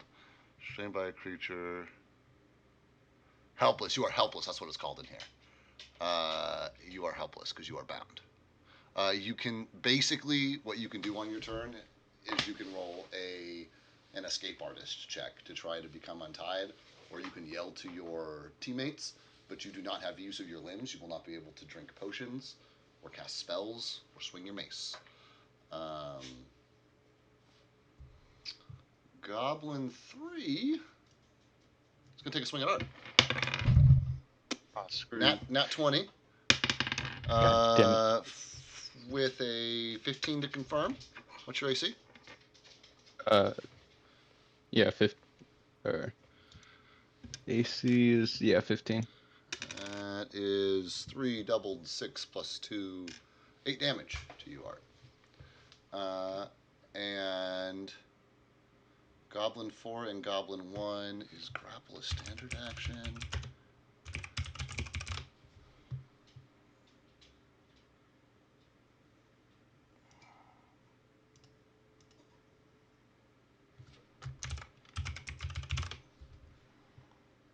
It's a combat maneuver, so it's a standard action.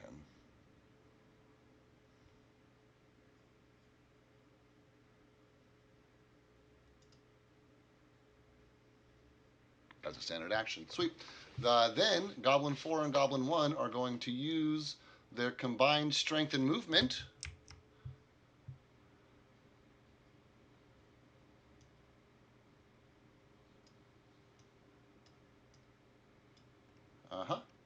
And they are done. Tim, you're not gagged. You can still speak, and I suggest that you let your team know what's happening. They're done. And Tim is just like yelling as he's being carried away, like, get these fuckers, they've got me hogtied. Mary, you are up. Okay. So I changed my mind, you can kill the hooded one and the blue one. how many feet away are they? From you? Yeah. So like give me a sec. 5, 10, 15. Probably 40 feet away. Can Mary get within 30 feet? Yeah. Okay. There we go. About there. Can't get. Oh, oops. Sorry. Turned someone. Okay. And then Mary is going. Can she shoot the blue one without shooting Tim? Because he's like bound. Unless you have picked up a feat called Precise Shot, then no, there is a chance you will hit Tim. Actually, let me see. I think I did. It says the feat reads. No, that was the next one I was gonna get. Yeah. Can I shoot the one in front of him then? You cannot shoot either of the goblins holding Tim's body up off the ground without risk of hitting Tim also. Okay. Yep, Mary's gonna shout. Mary's gonna shout. I can shoot him, but Tim, you're in the way. Go for it, I can't move. Okay, we're gonna go for Karen. Okay, sounds great. Okay. Regular attack roll, please. God have mercy on our souls. Where is my dice? Okay, I'm over here. Yeah. Hold on, I'm having to turn. Ugh. Okay. Think I've figured out how to not get the dice stuck in the tower, and it's rolling it against the wall. I also upped the size of your tower. I just made your tower bigger. By like a tick or two. And that seems to have really helped. Okay, so I'm within 30 feet. So, where's my thing? Does a 13 hit? No, ma'am. Does it hit Tim? That's a good question.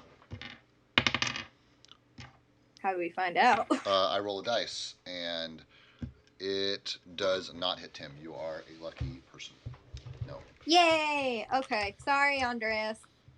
What else can Mary do? I guess can it only for like checks. Yeah, because you've done some movement and an attack, so you can do the rest of your movement and then some checks. Can Mary do an intimidate check on Karen? Like shout something at her to try to scare her? Sure.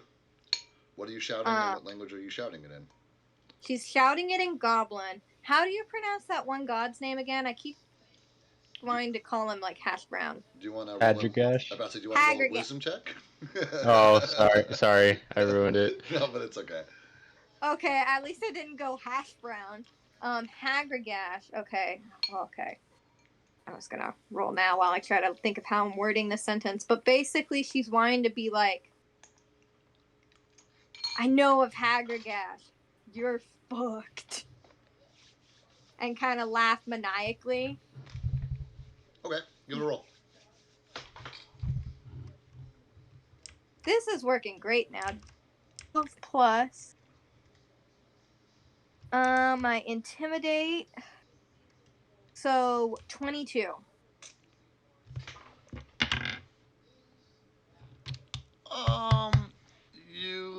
The goblin is running away from you, and it's hard to tell whether or not your intimidation effect landed or not. Okay. Could I do another intimidate check to Goblin 4, or is that done? Nah, one intimidation around. Okay, let me see. What else do I want to do? Let me double check something.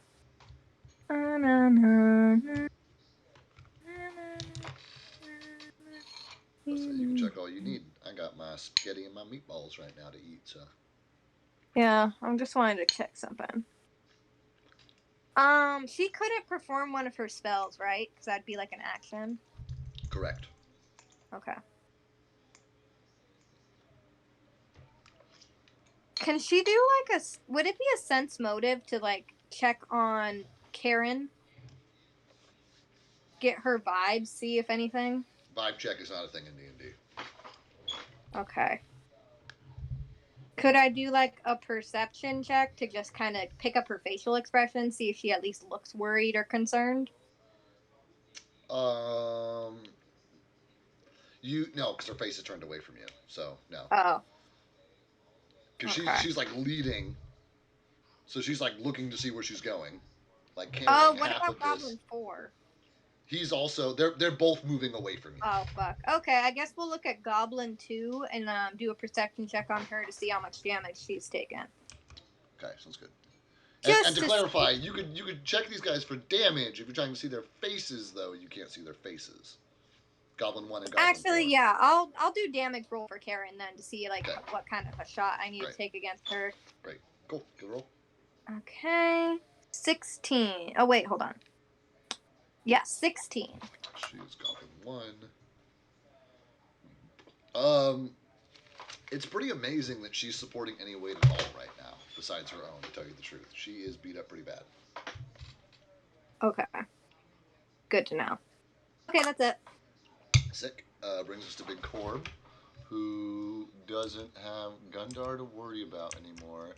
He's gonna turn. And Tim, what did you say? You said like get these guys, or Yeah, it's like I changed my mind. You can kill these guys now. Basically, don't let them carry me away. That's gonna...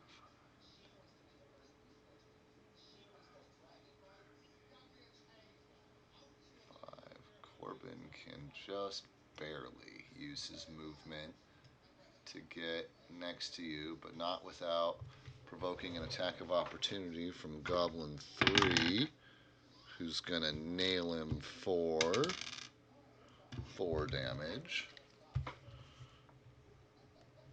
But that's gonna put him next to Goblin 4. Man! That's 2 8s and a 6 out of Corbin for the night. He is having a tough time. It's the hook hand. You got to get used to it. You know what? Yeah, apparently even my dice are on the role playing train today. They're like, yeah, man, he's all encumbered now with his extra gear. All right, so that's it for Corbin, and he's gonna like turn to him. We're gonna get him, bud. We'll stop him. And then Art gets to finish us off the round. Let's see. Oh. Shit. I guess I'll go after Goblin 3. Okay. Le grape. Hmm? The grape. Yeah. Let's see. First one. 6. Plus your 7 is 13, which is not gonna hit. Damn. Come on. 12. Minus your offhanded penalty means that you do not strike on that one either. Maybe you and Corbin are the Whipple Bonkers today. Maybe the teams got mixed up. Damn. Oh my gosh, freaking Tim and Mary are the sneaky queens. Apparently, well, Tim's getting sneaked away with. I don't know if that counts. Say sure. Then, He's still a queen in my eyes. are you done, Art?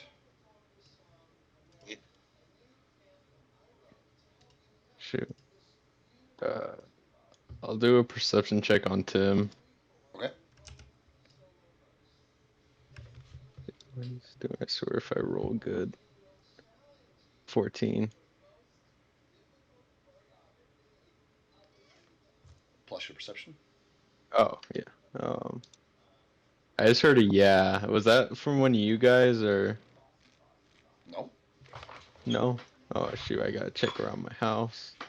Yeah. +7. That's 21.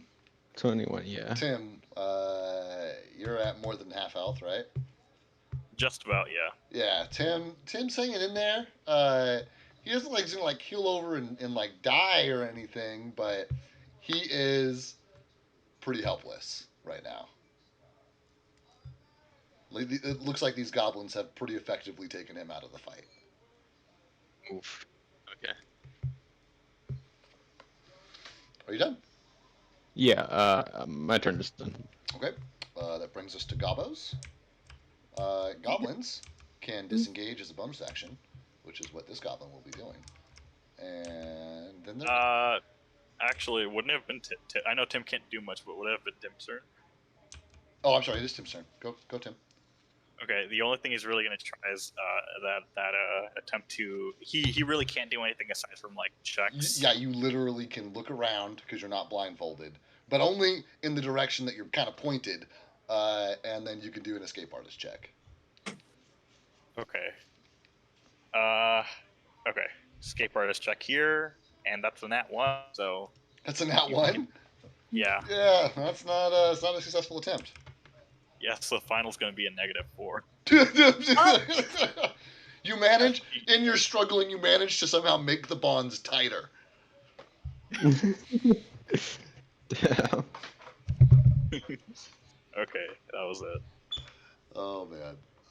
Okay, thank you, Tim. So then you're done. I already had Art go. He ends the deal, which means the gobos. This gobbo is going to disengage because that is something that goblins can just do. And then they're going to run.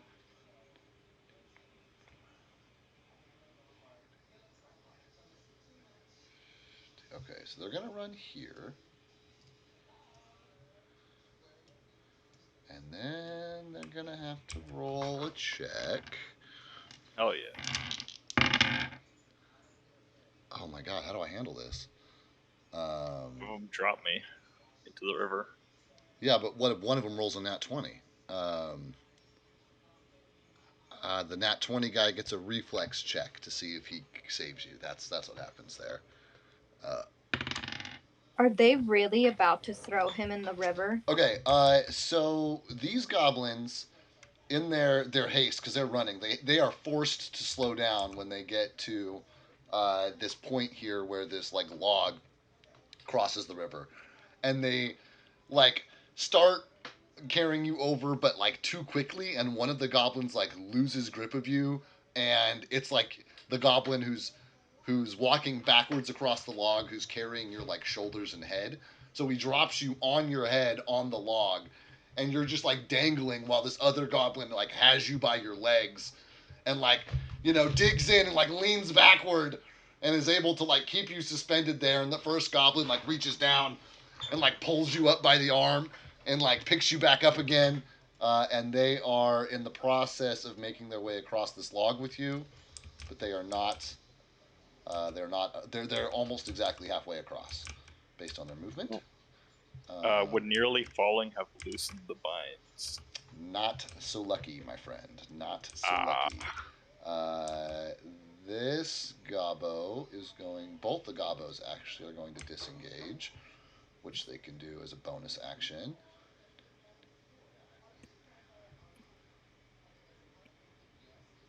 And then he's one over. So this guy can get here, and then this guy can get here. And that is it for my gobbos. Brings us to Tim. Mary? Mary. Yeah, okay. Hold on, I want to see if I can get within 30 feet of freaking Karen. can't see the squares very well on my screen. Hold on, I'm zooming. Okay. 5, 10, 15, 20, 25, 30. Can Mary, if she runs, get within 30 feet? I don't know, Mary. I don't know what your movement speed is. It's like it's 20 for walking, so if I ran, it'd be 40. Correct. So 5, 10, 15, 20, 25, 30, 35, 40. No, I wouldn't. Okay. I How mean, many feet am I from her a anyway? you get a free 5 as well, which you need to keep in mind. Oh. Okay, hold on. 5, 10, 15, 25.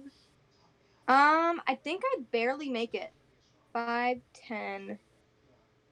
I'm not good with math, guys. 5, 10, About saying 15. she's a little off. She's in this square here. I didn't think anybody would be counting her squares. She's Okay, here. so 5, He's 10, in between 15, them. 20, 25, 30. So I need to get to Mary's. Okay, so Mary, I'm just going to say she's right there to get her into an actual square. Oh, come on. It's going to let me get in the square? No, it's wonky here. Give me a second. Options, grid, snapping off. Okay, try it again. Okay, so I'm just going to put Mary in like right there, There you like go. roughly. So 5, 10, 15, 20, 25, 30. So she'd need to get to like The square. there.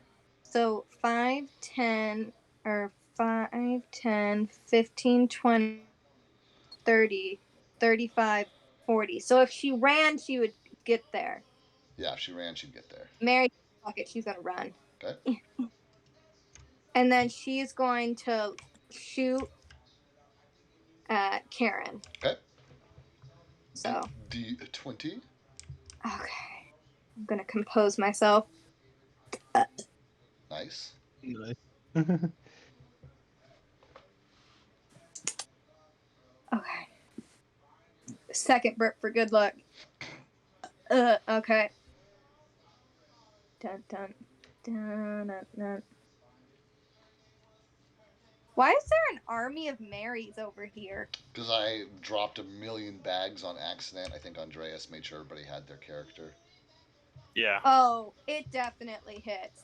That's going to be a dirty 20. Or actually, that's going to be a 21. That's going to hit it. Roll your damn. Okay.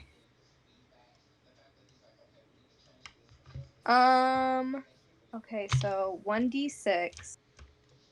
So I'm going to roll with my actual dice for this. My dice are nice. I'm going to use my blue one. Galaxy dice, come on. 5, so not bad. Plus 1 equals 6. She did. She what? Oh, actually, she will be dead if it actually hits her and doesn't hit Tim instead. Tim. Oh shit! Yeah, sorry, Tim. Ooh, it hits Tim instead. Ouch. So I'm sorry. How much was the damage? 6 in Uh, total. that is. So Tim, you can subtract 6 damage from your I'm sorry. little self. Okay. What else are you doing, Mary? Mary's gonna look at Karen deep in the eyes, tear off her little tinted glasses, and scream, "Put him down!" and try to do an intimidate check. Yeah, roll for it. Yeah, this is like that mom yell, if you will. I got you. That yell you might yell if you were constipated. 13 plus 10, 23. Yeah, I mean, she picks up the pace a little bit, moving away from you, but doesn't like curse or sneer at you. Doesn't like start shaking or anything. She just starts moving more quickly away from you. Okay. Mary's also just gonna yell at like Art, get her, and point to her, the blue-haired one, and that's gonna be it. Okay. That's it for Mary, which means Corbin is up.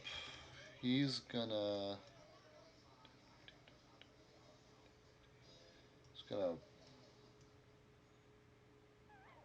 move up to you to be next to you, Mary, and say, "Do you need help, or am I helping Tim?" Do whatever you need to do, baby. And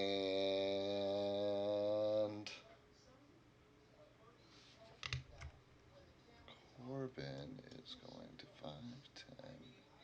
I hope he becomes a bonker and not a whiffle. He can use his second movement to get behind Goblin 1, but he doesn't have enough to strike her. And that'll be it for. He's going to holler out to Tim, I'm right here, buddy! I got you! And he's done, and that brings us to Art. All right. Let's see. How far can Art go? Jesus. If you want to run, you can do twice your movement. If you want to not attack, you can do twice your movement twice. If you want to just run like crazy, but that's up to you. So if I run, will that take away one of my swings? Or wait, I'm sorry. I'm just a little No, confused. because it won't take away one of your swings. Okay. So, I'll run. How Now, far can I run? twice your movement plus your 5-foot step. What it will do is make you easier to hit on your next, between now and your next turn. That's the major penalty of running. So I could walk 20 feet. So then twice that would be 40, correct? That is correct. Plus my 5 foot. Yep. Yep. Okay. So I'll go 5, 10, 15, 20, 25, 30, 35, 40, 45. Damn, I can't reach them, can I? Not where you're standing now. You'll have to Shit. move again to get within range, and then you can attack them next turn. But these goblins are slippery, and they appear to be able to just kind of slip away from you guys pretty easily. No, Shall then we I'll just. throw your axe? Can Tim see how deep the water is from here? Roll me a perception check. Art? 24. It's deep enough that if Tim fell in, he'd be in trouble. Can I do a perception check on Goblin 2? Yeah. Roll a perception check.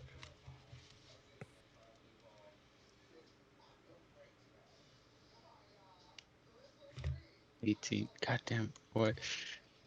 Plus, what was it? 18 plus 7, so that's 25. That's substantial. Yeah. Goblin 2 has taken one major wound, which, has put them at about half health. At the rate that your attacks clock in, it would take, one really good attack or, you know, two substantial attacks probably to slay them. Which one was the one that I went to? The one that you what? That I hit the first time that I did max damage? I It was no. I have no idea. Goblin 4. Was it? Yeah. Yeah, it was definitely Goblin 4. Okay. Damn it.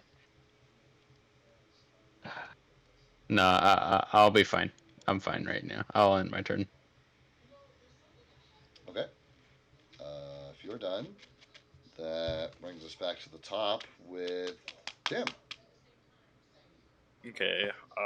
Count that perception check as one of my checks for this turn because I realized. Yeah, it's all good. Gotta. You haven't done Okay. a lot in your turn, so I didn't see any harm in letting you have a check.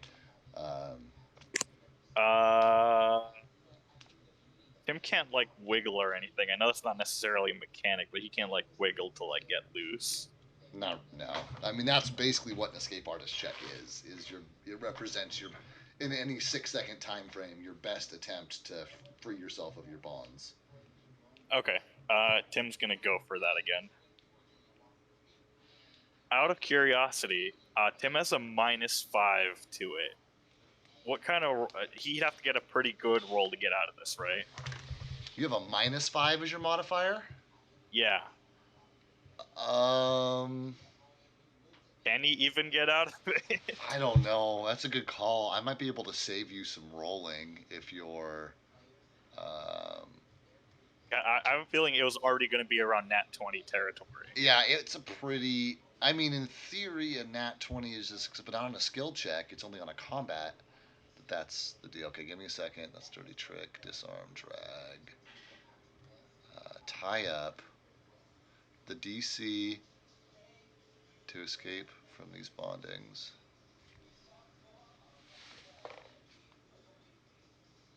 Source pin effect is equal to 20.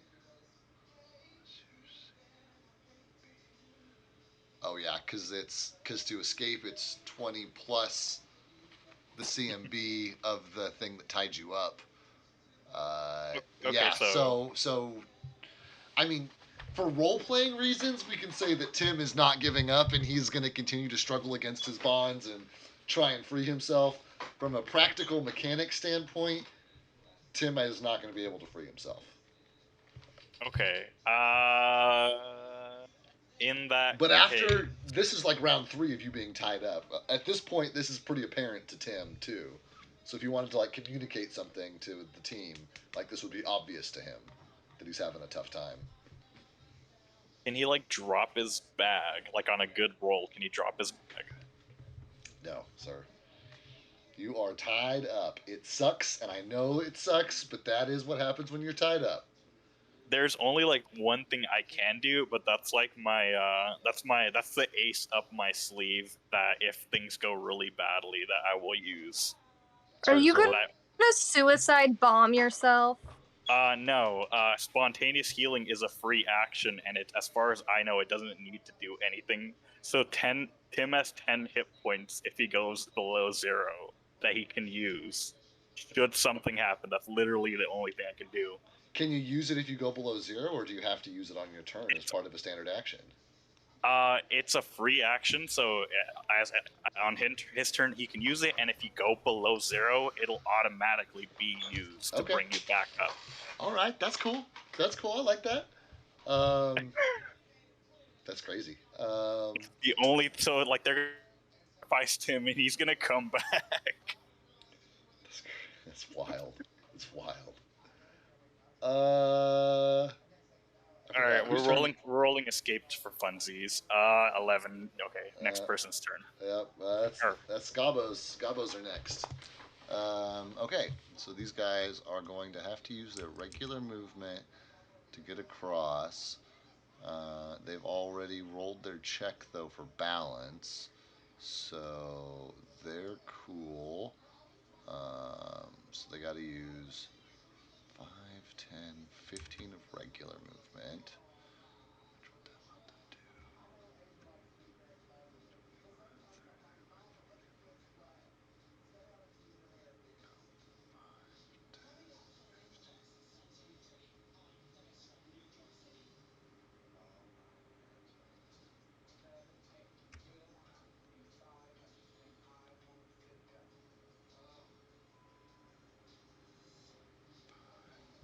Okay, they can get as far as here.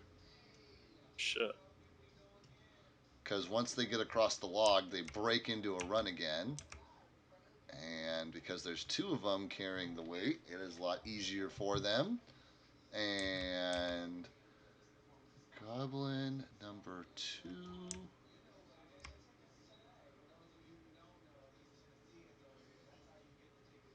On 2. Goblin number 3. 1, 2, 3. 2 and 3 turn around. And they both perform a strength check on this log. And they dislodge it from this side. And it's in the water on this side, up on the rock on the other side, being dragged with the current down this way. So it is now. I guess it's not going to work really well. It's now like It's like angled like this in the water rather than being an effective bridge because they have kicked it off the ledge on this side. Yeah, I can't get the tip fine enough on the pencil to do the line correctly. I don't know what the deal is. Oh, you just press the minus or plus. Oh shit, sweet. Okay, yeah. So the log is now like this, like with one end down in the water. Um, and no, get out of here. Stupid Discord. Okay.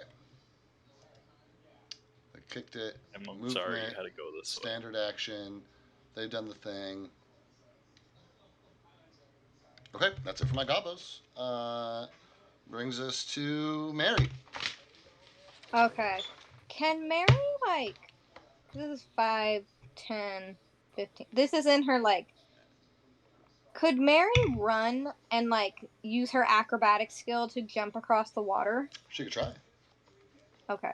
Mary's gonna start off running, so 5, oh shit, 10, 15, and she's gonna get to 15 there, and then we're gonna roll the acrobatic. Cool. Watch her, like, belly dive into the.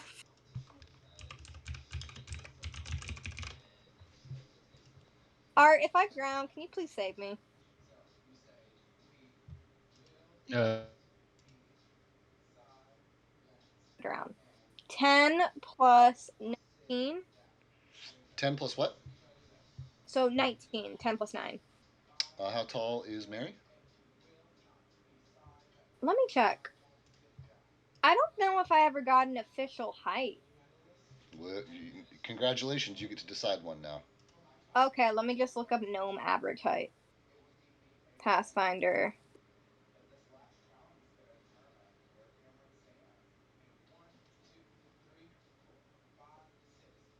Hold on. Where is it? That gnome height.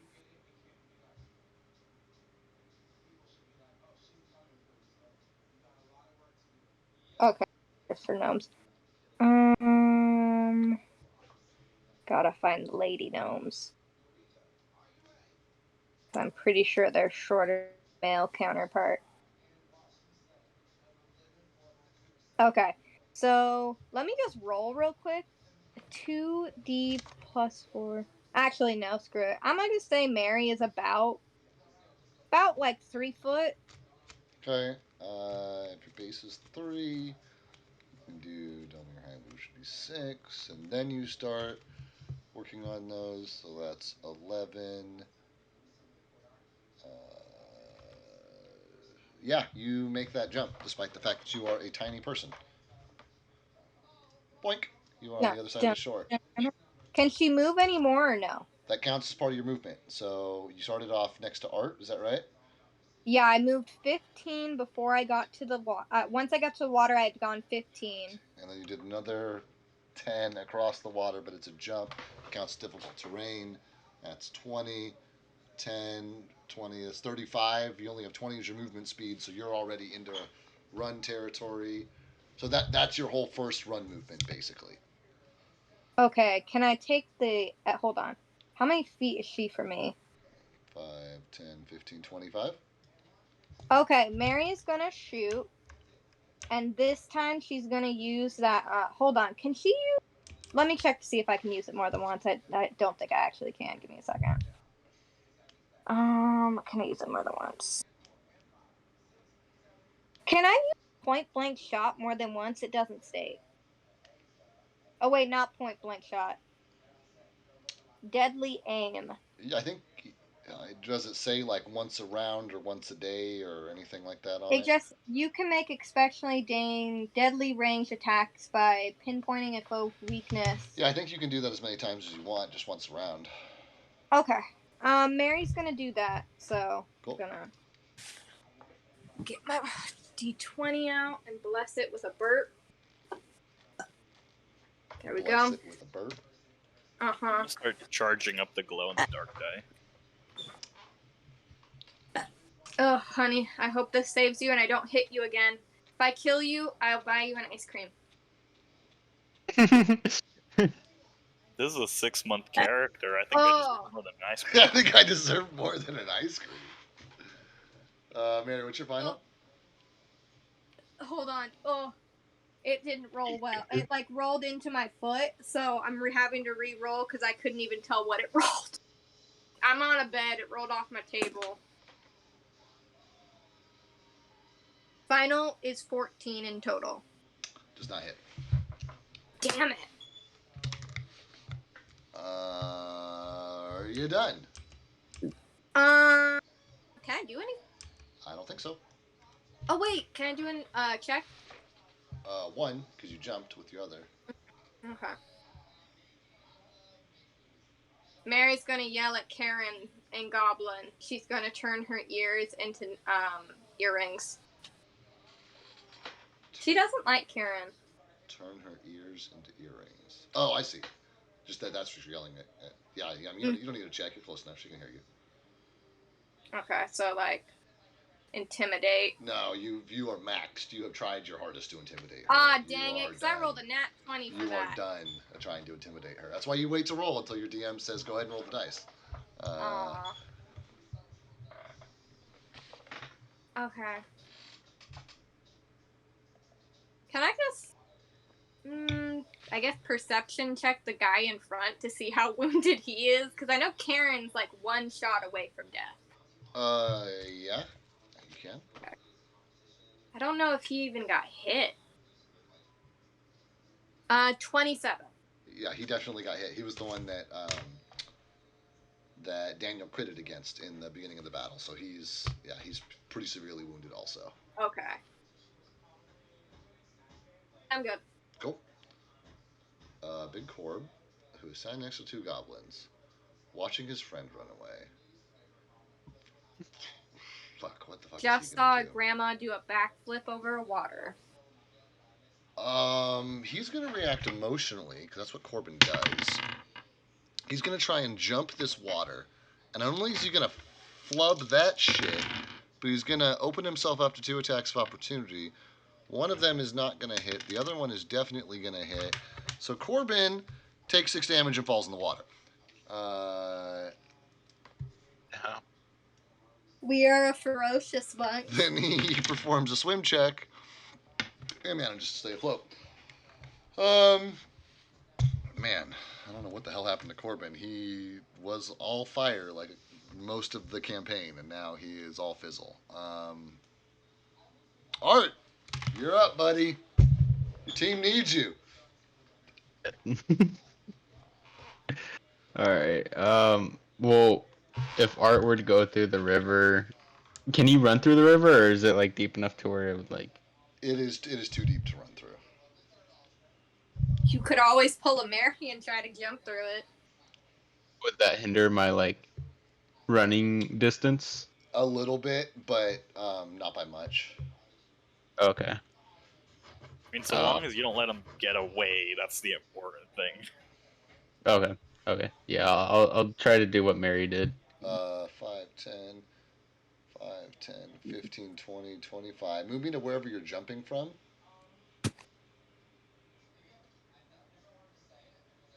I guess right here. Okay. And then your acrobatics check, please. It's going to be easier for you. You've got longer legs. Let's see. Andrea, should I roll with the dice you gave me or with tabletop? Those are virgin dice, so you take of that as you will. They have Virgin. not been used. I feel like, well, I used them once. Oh, never mind. You can use them if you want. Here, I'll use one because I've been not rolling so good on tabletop. Let's see. God damn it. Plus your acrobatics. Yeah. 8 plus 7. Oh, okay, so Okay. 15. Yeah, you clear it. You clear the gap on 15. It's not pretty, but you clear the gap. So that's 25. 35. So you've used 45 feet of movement once you hit the other side of the river. So I can't move anymore. If you aren't, well, you were running. So what's your regular move speed? 20 feet. Yeah. So you've done a run, 20 doubled plus your 5 foot step. So you can move another 40 feet if you're running, or 20 feet if you're not running. But you might as well run because you've already been running. So you're already going to lose your dex bonus to AC. So I can get Wait, was your walk speed 20 or 30? 20. That's what it says. He might have Oh. enough. He might have enough gear now that he's weighted down, and Yeah. um, Yeah, speed. It says walk 20 feet. which there may be solutions to somewhere. Who knows? But Are you going to move towards the goblins? Yes. You can move up to 40 feet towards the goblins. 40 feet. All right, so 5, 10, 15, 20, 25, 30. I'm gonna. Oh, okay. And can I attack or no? No, you've already. That's a double move. 30. Yeah. Okay, so I want to move a little in front of them if that's okay. Okay. You know where you are. 30, 35, 40. Okay. There we go. I'm gonna catch. I'm gonna tackle them. I'm gonna get I'm gonna get them. him. You done? Go on, get 'em. Uh, Get him. Tim, go ahead and keep rolling your escape artist. I think I'm going to give it to you on a nat 20 if you can manage that. So go ahead and keep rolling Burp for luck, babe. your I'm escape. 6 off from 20, so no go. On a no go. Oh. No go. You can see or you can hear. Tim, did you say anything? Or Art, did you say anything? Or did you just like run up there? Oh, I guess Art would be like, "Don't worry, Tim. I'll get you." It's like, hurry. Got them right where I want them.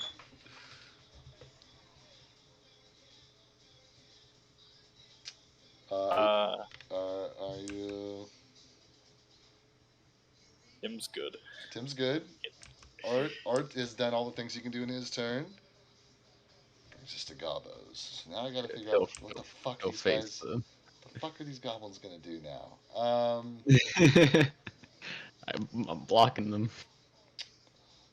They're going to 3-5, 3-5 to get them adjacent. Then they only need to succeed on moderate acrobatics checks, which they succeed to jump on the log. And for giggles, we'll see how stable the log is. Not. So Ooh. the first one makes it. Reflex saves, scrambles up the log. 10. The log then completely dislodges and floats down the hill. Corbin is behind the log. He's not going to get hit by it. Mary's on the shore. She's not going to get hit by it. Log floats away, leaving me with one goblin on one side and a goblin on the other side, who's already used his free 5. 5, 10, 15, jump. 5, 10, 15, jump. Make it. He's going to land next to Mary. The other one is going to approach Mary, and that was 5, 10, 15, 20, 25, 30. And he'd have to use his movement to get there. So they are done. They can't do any attacking because they've already moved too much. These guys can disengage for free, so they're not super worried about running past Art. But they also know that they have this body here, but they're making distance.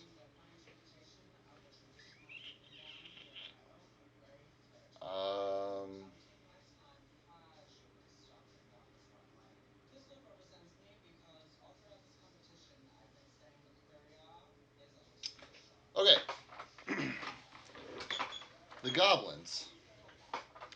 seeing that Art has made it in front of them, Mary is behind them, and they're on the other side of the river here. They stop, drop. They don't drop Tim. They just like lower Tim, and Karen pulls out a dagger, pulls her dagger out, places it under Tim's chin, and says, "Move!" To Art in Goblin. Hey, oh, never mind. Shit. Tim's just like, whatever she's saying, ignore her.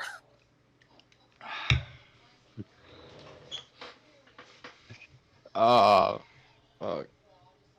Well, does Art like get to do something now, or like is it just like I have to still wait my turn? I mean, what would you want to do? I don't know. That's I why I was hoping maybe Mary can like sneak up from behind or something. I don't know. Um, Oh, Mary has a plan. God damn it. Um, okay. Ah, For whatever it's worth, whenever you hear gonna Tim be say, like, some. don't listen to him, there's no sound of fear in his voice. Okay, all right. He Tim, accepting Tim being death. all stoic. Actually, no, never mind. Let's see. Let's roll a performance check on. To see how believable his braveness is. Oh my Nat goodness. 20.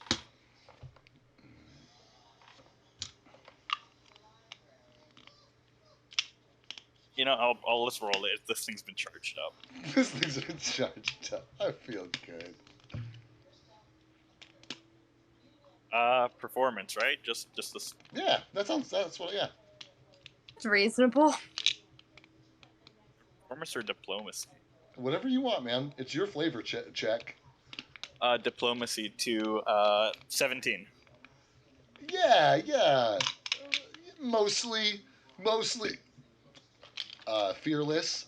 Definitely, a shade of masking to it, but it sounded solid. Came out with the way you wanted it to.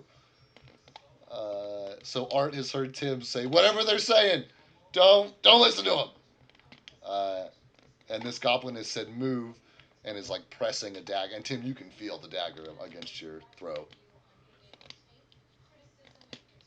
I really wish they were just threatening to poison him because he just laughed. Because he just laughed. He done it enough to himself. Nothing they can do. Yeah. Goblins at a certain point in D&D, they just get immunity to poison. I don't know if do you have immunity or do you just have resistance? Resistance. Yeah. Mm.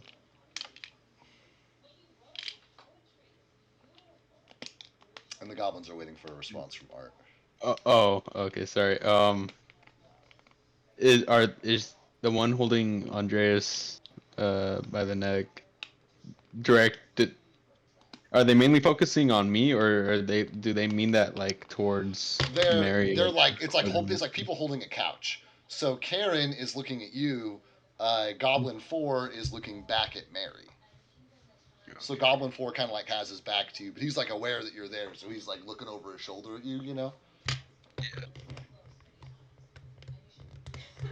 I guess Art will just say like, okay, like take it easy. Um. Ah, man.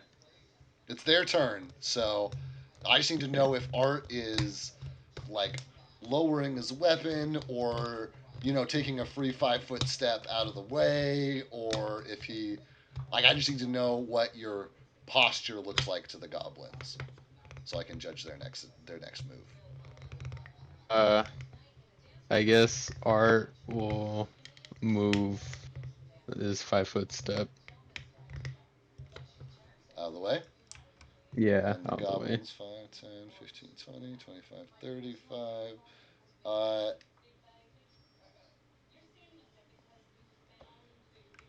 He's 5, 10, maybe 15, 20.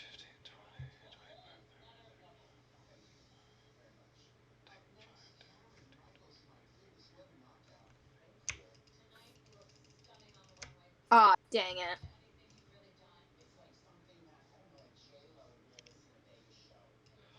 They're actually moving like away from you, but I am running out of map, so I had them hook off to the left so that it would so I'd keep them on for you. Damn it. So these guys already moved to get married. These guys told you to move. They're watching you guys very closely. They're done. Mary, you're up. Can Mary move? Not without provoking 2 attacks of opportunity, but yeah. She'll do it. Okay.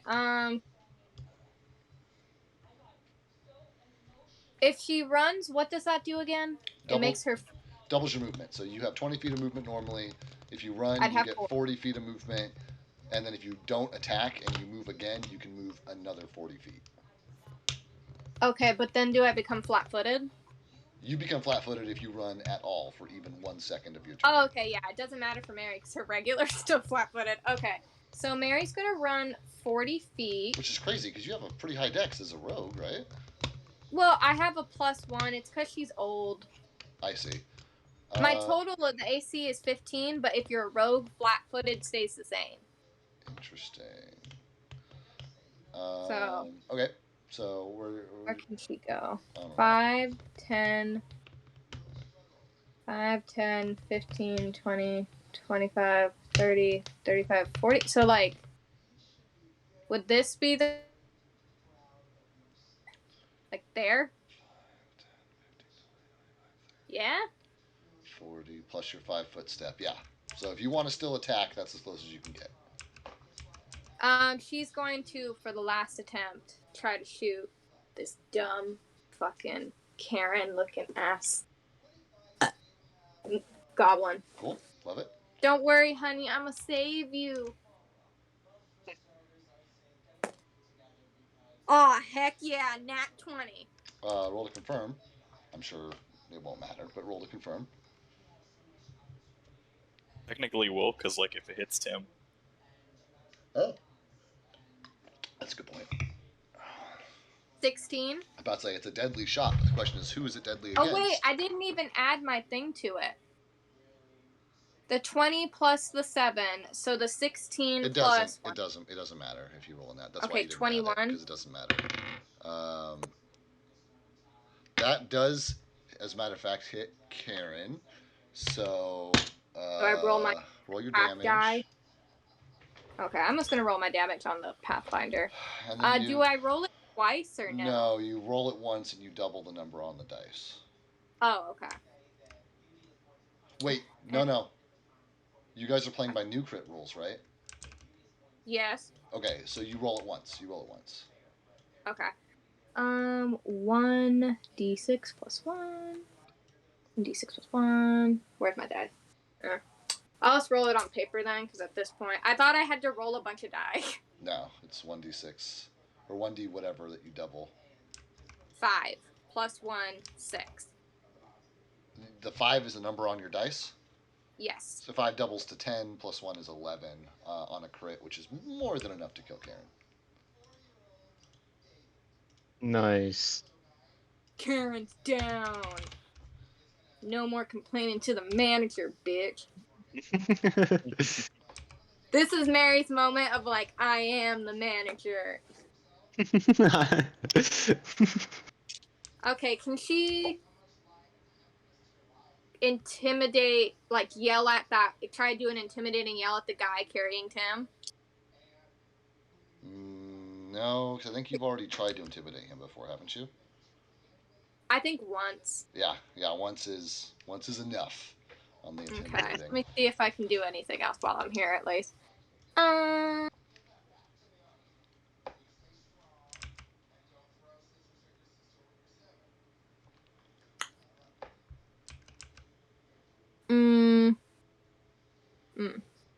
don't think I can really do anything else. Okay, I'm good. Okay, brings us to Big Corb, who's floundering in the water a little bit.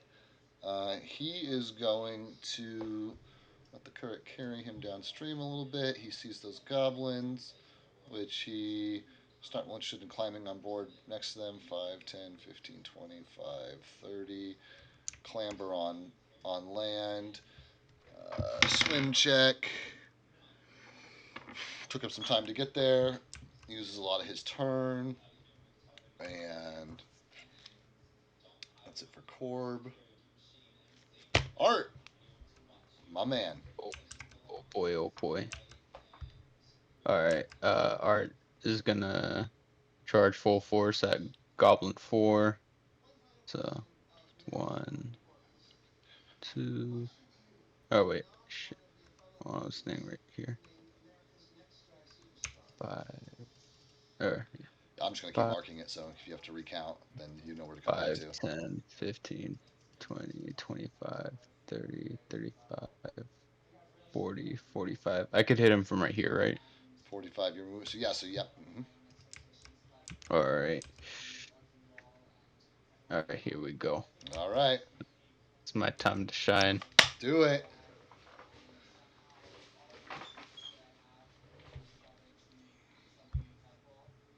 Oh, I didn't mean to click it twice.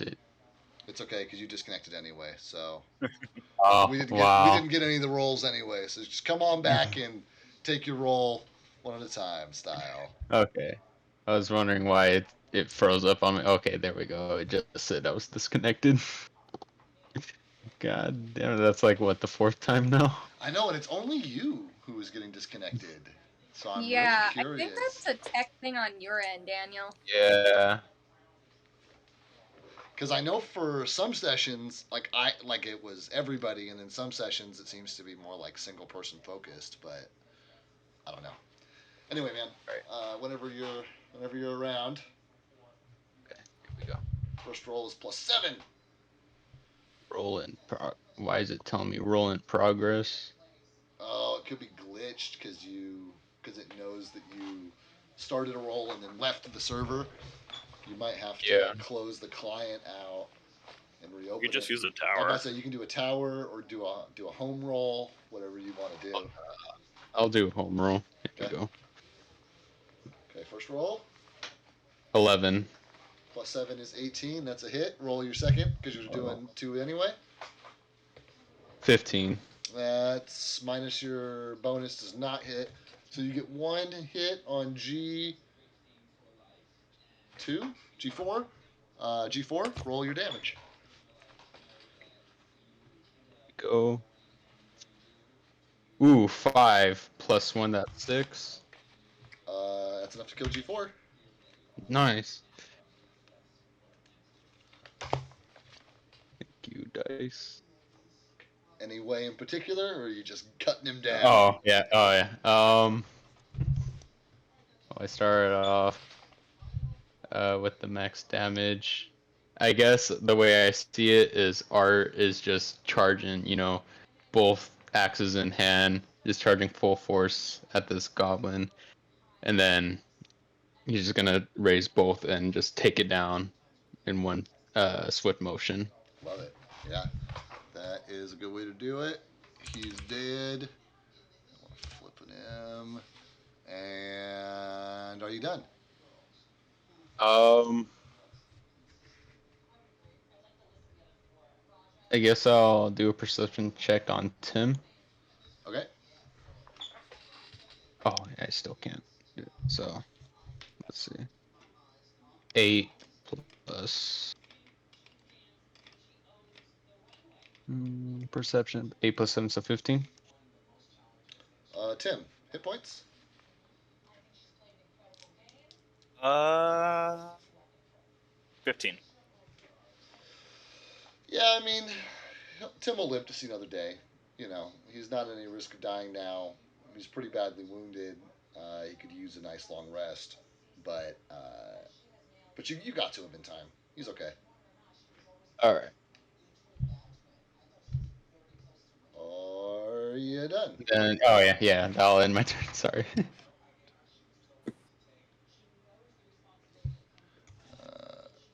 Art finishes us. Tim starts us. You're not being held, but you are still bound, Tim. So you can escape artist one more time before somebody hopefully unties you.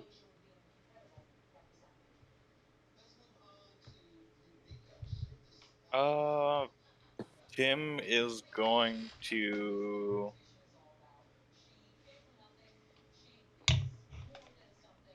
Could he hold his action until he's untied? Yeah, sure. What would you do?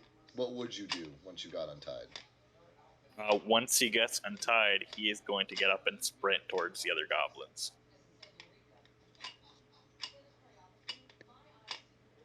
Okay. Yeah, you can do that. You can only prepare one of your. You only hold one action, so you can hold your movement action to move there, but you wouldn't be able to use your movement and your standard to move double. Does that Oh, make sense? yeah. So he could so he would still be able to do the escape artist attempt. Yeah, you could do your escape artist as your standard right now, and then hold your movement for when you get untied. That's what I'd do. Okay. Yeah, that's the plan then. Cool. Didn't get out. Okay. Then it is Gabbo's turn, who at this point are pretty skirty cat. 5, 10,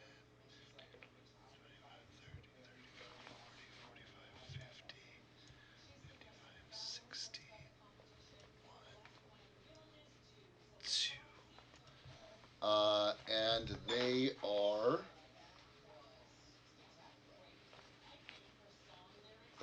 done. I don't think that you guys are going to be able to catch them before they're off the map, especially if somebody takes the time to untie Tim. 5, 10, Can I 15, make an 20, attempt 25, at something? 30, 35, 40. You want to take a shot before they're gone? Not a shot. What Mary is wanting to do is run up to them and do her scream in close vicinity to try to disorient them. I don't think that Mary would think that would be effective in this situation. Okay, she's just gonna run up and take a shot then. Okay, cool. Okay, she's gonna. How close can I get? Can I just put it at here and like? Yeah. I mean, as long as you're, it's important. It's important for Okay. you, because you are. It says Yeah, on that's your true. character sheet how far you have to get for Okay. what I modifiers. was right here. I was in twig 1. Yeah. Or yeah, there we go. So, how many feet away? 5, 10, 15, 20, 25, 30, 35, 40. Can she, okay, Mary's gonna run to here. And then, let's see. And then you're within 30 from the closest one. Okay, can she do a perception check first on Goblin 2? Okay. And then, I want to see how bad it is.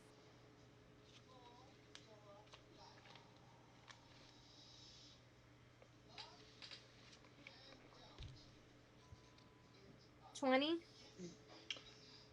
He's about half health. Half health, okay. Scared out of his running for his life. Okay. Half health. Can I do another perception check, or am I done on that? Not on the same goblin. The purple one now, Goblin 3. Yeah, I mean, I'll just give it to you. He's only taken one hit. He's looking pretty healthy. Okay, we'll go for Goblin 2. I'll roll. Attack roll. Okay. No. I'm gonna use my 1 feat, the one where it's like I take -2, but then if I hit, I get a +4. Yeah, I got you.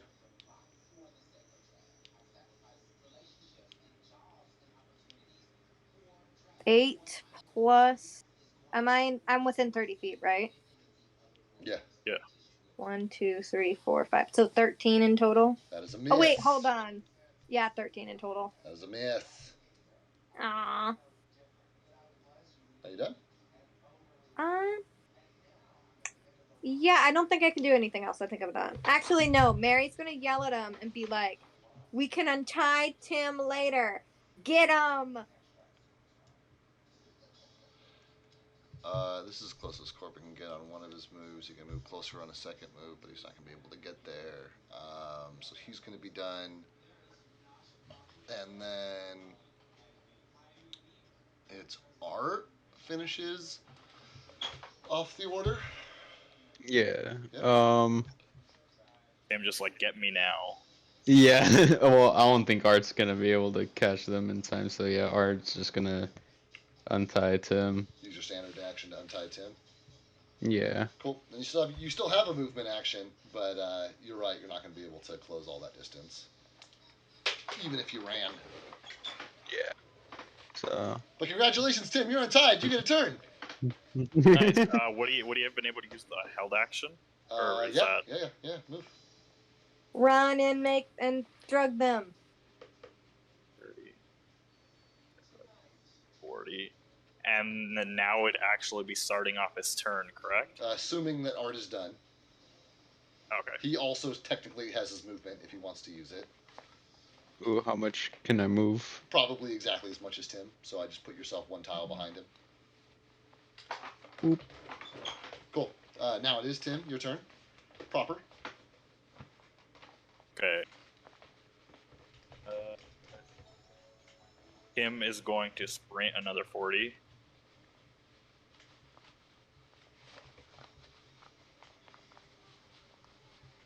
Okay. Ooh. And then he... What's up? You're just real close. You got real close.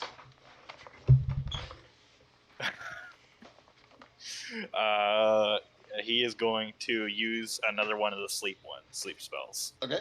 They're sleep potions. Those two guys are within 10 feet of each other. So that is because there's only 5 feet between them. So, and I know what their hit dice is. So unless you roll really poorly, I think you're going to get this. Give me 2 shakes. 2 seconds. I'll be right back. Okay. So glad you didn't die, Andreas. Oh, yeah, I thought I was going to be taken. Where's my thank you? You're welcome. Thank Oh, thank you.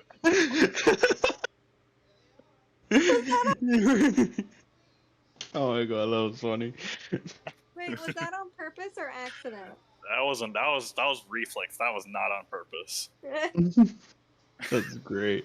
Oh, I hope Dave heard that. That was funny. I imagine. Yeah.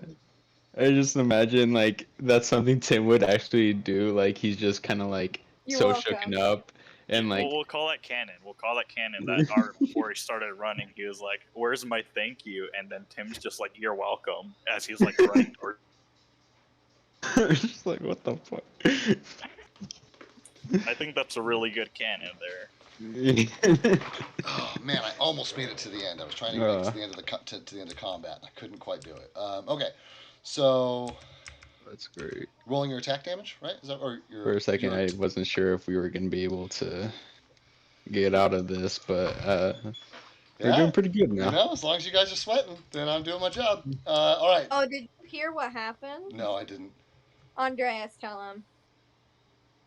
No, Daniel was just like, he was like, "Where's my thank you?" And I reflex just said, "You're welcome," and that's canon now. That's canon now. That's what Tim said as he like ran forward past him. You're welcome. Yeah, that's how I imagined it. He's just like awkward about it, and he's also just still all shooken up. Oh man. Okay, Tim, did you roll? Did you threw a bomb? Is that right? No, you slept. You sleeped. Yes. What was your total? What was your total? One more. There we go. 19 hit points. That is.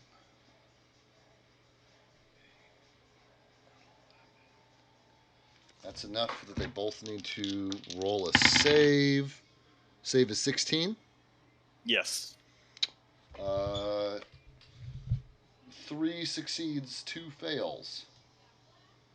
So this is Mr. Zzz. Okay. Are you done?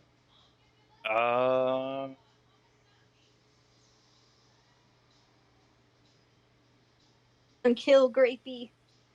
5 foot step. Okay.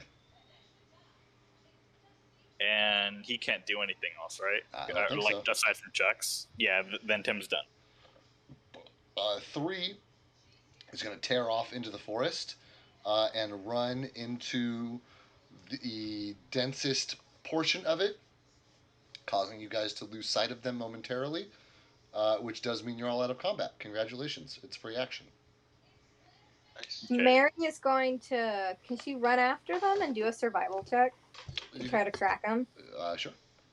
Okay.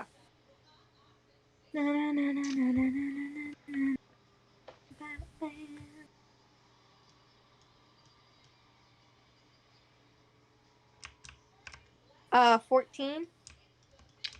You find the trail and you start along it, but it's taking you longer to find the trail than you know it's taking them to make it. She's gonna yell at Art, "Hurry! I found him, or not found him. Like I know where he's going. Hurry!" to Art.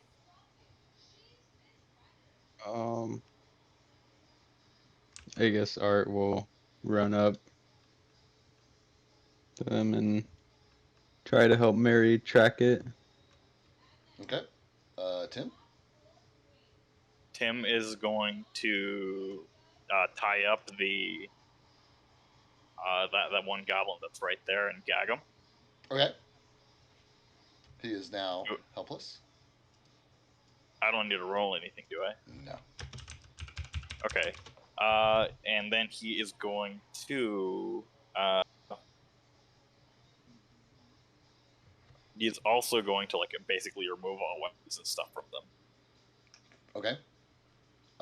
Corbin is going to hang with you. Are you and Mary are following this goblin's trail? Is that what's happening? Yes. Okay. Mm-hmm. You guys are out of here. Um, cool. One, two, three, four, five. That's everybody. Great. I love it. Okay. So Art and well, actually, before we do this, let's take our second official fiver of the night. I know that I bolted up to go hit the John a second ago, but let's take a real break now that we're at the end of combat. We'll come back in 5, and we'll spend the next hour and some, whatever it takes, getting you guys to a stopping point, finishing out the session. Okay. All right. Cool. Sounds good. Be back in 5. Andreas.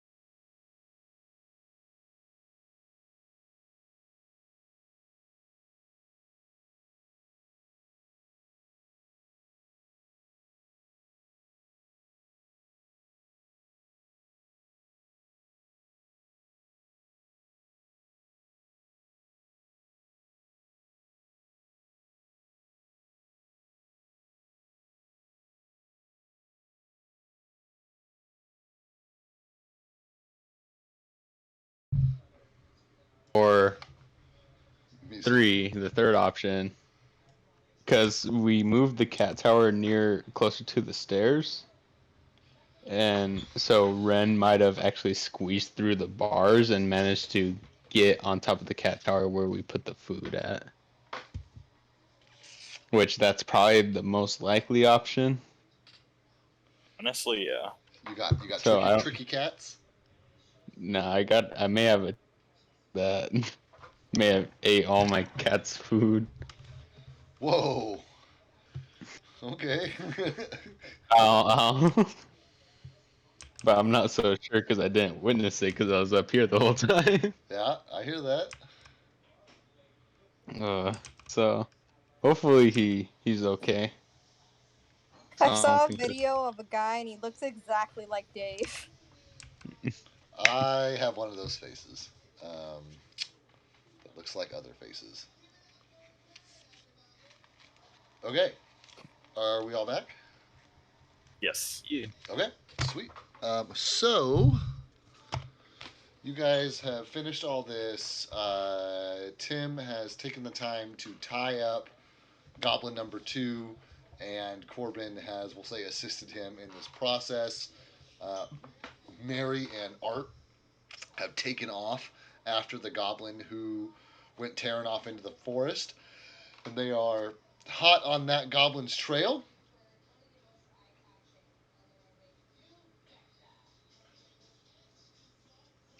Tim and Corbin hear a sound. Oh Oh, no. we're fucked. As Run! Hide the as, goblins! as Tim starts hearing the sound, because I'm assuming like he kind of expected this was gonna happen, so I don't know how it lines up. But like right after they finish tying up, he's like, Corbin, watch him, and he's gonna be running towards the other goblins over here. So I don't know how long how that time's up. We'll say that you, um, make it. Oh no, Corbin's here.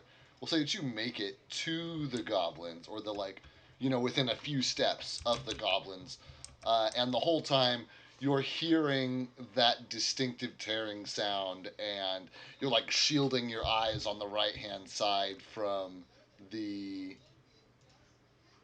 We'll put this. There it goes. And we're gonna search. Really? I put all that stuff in here? I didn't put the man himself? Okay. The man himself. Where is. Kythar. Guar. There he is. He's your boy. You know him. You love It's him. Daddy Casserole. Damn it. Search for. Oh no, I need the goblin bag, I guess. I mean, you guys know he has a goblin horde, so he shows up with his goblin horde. Oh my god, he got a blonde bitch. Okay. Look, a goblin horde. Caloros shows up with his goblin horde, looks around, sees you, Tim, and begins floating towards you. No. You see Protect Tim the just head kind of. of sweating. Because I think this is the first time he's seen him since the Net Blood Moon, right? This is correct. That's correct. He has not. Oh my god, is this their sexy reunion? And Caloral is, in his trademark manner, moving his fingers, and 3 blood red coins are like floating in a circle, around his hand, as he makes his way over to you. Oh yeah, because what's his name? I was gonna be like, there's only 2 of them. I'm about to argue with Calor. Can we at least keep the head of Gundar?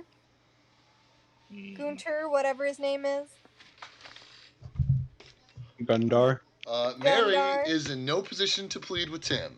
She is I not know. around. Oh no, I'm just talking to myself. All right. Tim, you know the drill. You taking these coins? Again, like he's gonna die if he doesn't. I think.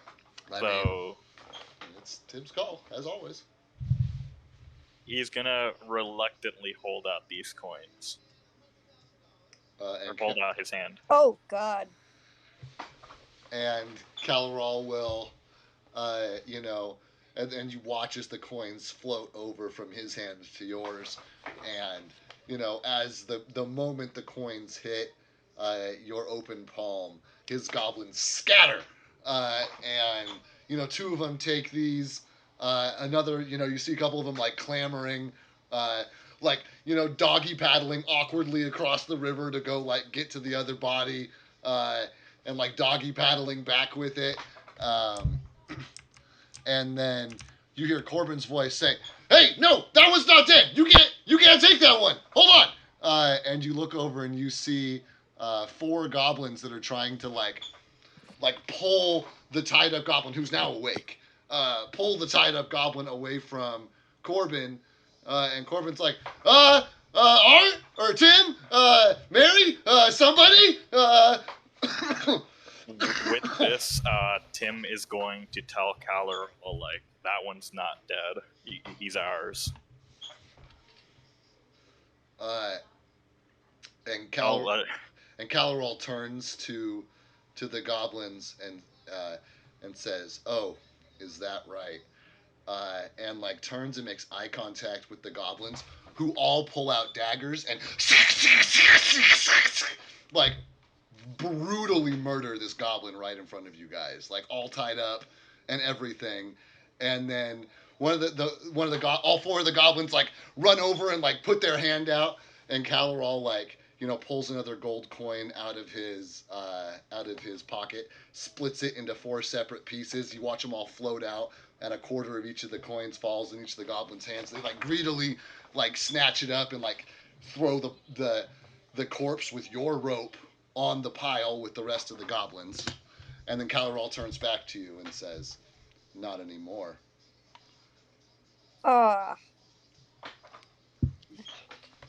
Thank God Mary and Art are chasing after one. Honestly, yeah, I didn't even think about that. However, honestly, here Tim's just going to be like, why not have them do your dirty work if they can do that so easily? And he smiles and says, "That I wouldn't get to meet so many new and exciting people." He loves you. He says, and he says, "I will remind you how profitable our partnership has been for the both of us." Really, I can't use these gold coins for anything. No one will use them. It hasn't been very profitable for me. And Calorol shrugs and says, "Knowing a thing's value is no business of mine." And he turns around and says, "Until next time," as he and his goblins all collect together. You gonna call anything after him? No, Tim is just gonna like put his thumb and forefinger between the bridge of his eyes, or the bridge of the nose, and everything. Just let him go. And they, you know, zap and zip and crackles and pops. And when you look up, Like Rice Krispies? there's nothing anywhere on the ground except for some, you know, blood stains and evidence of battle.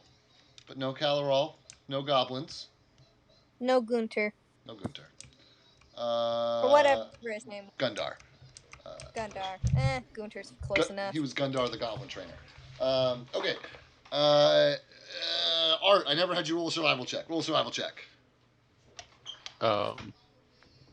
Is it still good? Yeah. Because if you don't do any better than Mary did, you guys aren't going to be able to catch her. All right, come on. Oh, I thought it was a him. Or him, excuse me. 19. That is. Plus. Oh, yeah. What's your final? Yeah, I want to know that. 24.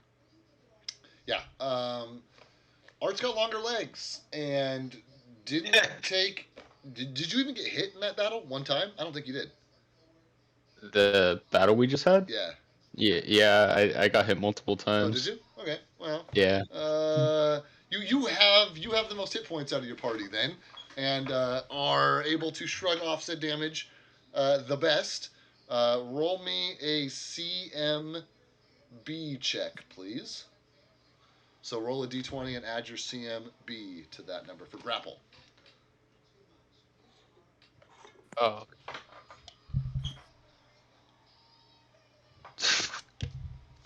God damn it.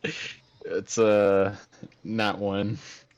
Mary, you have much shorter legs, and you watch as Art catches up to the goblin and like tries to tackle it and just like trips and big fat like whiffs it, and he like barely grabs their ankle for like a half a second before he lets go.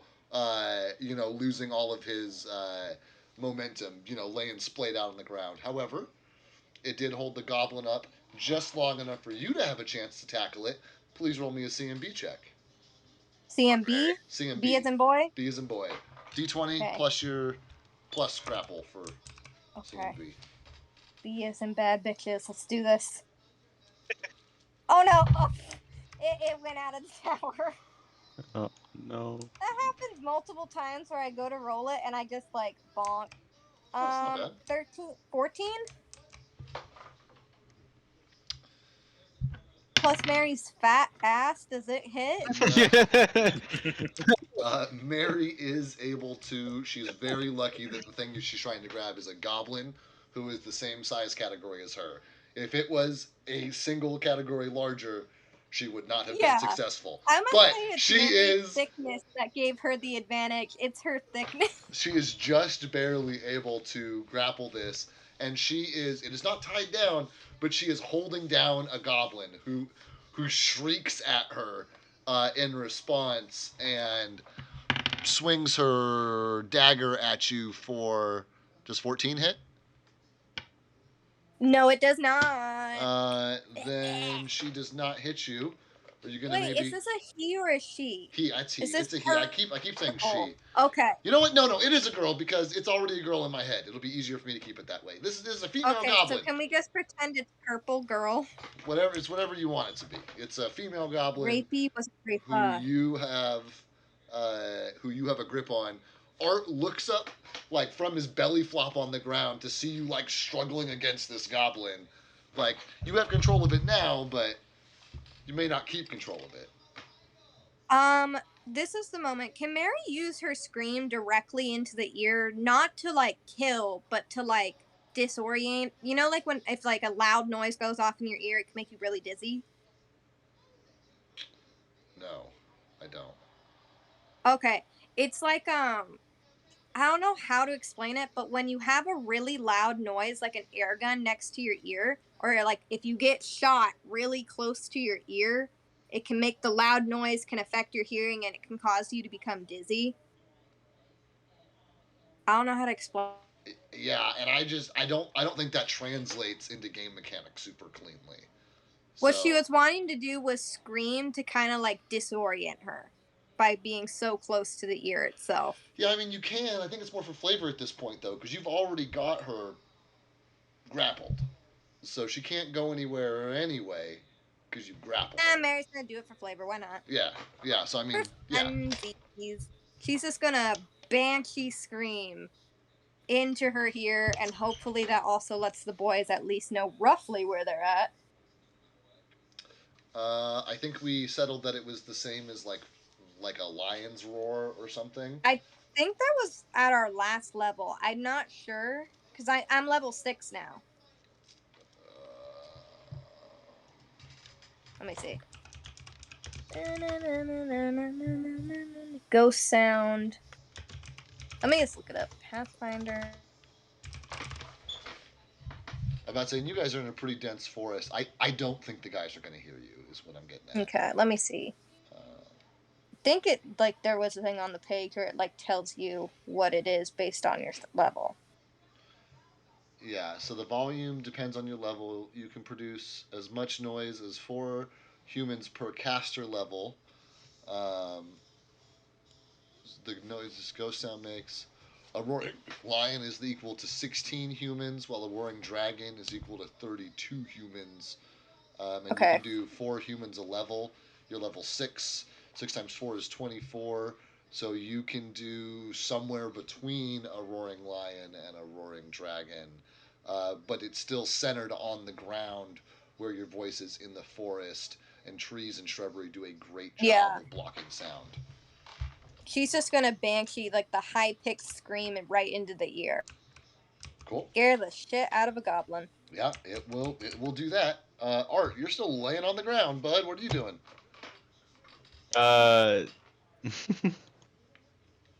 So our saw Mary tackle the goblin, right? And then And definitely heard her scream at it. Also, you are close enough. Oh, buddy, you're close enough. yeah, I was gonna say, I guess Art will react.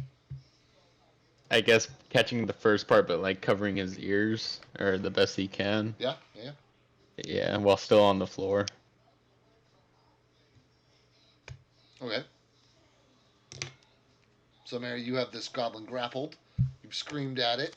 Art is still laying on the floor. The goblin is going to now attempt a CMB check to gain control of the grapple and rolled a nat 1, so they do not do that. Okay. So they're still fighting against you, is what I want to. Yeah. Get Can across Mary to you. like tie her up like with her rope? You need a second party in order to do that, or first you need to pin them to the ground. With, yeah, that's what you need. So I can or can't? If you want to do it by yourself, you have to take another action to pin her to the ground first. Oh no. Okay. Mary's gonna yell at Art to get his ass over here and tie this bitch up.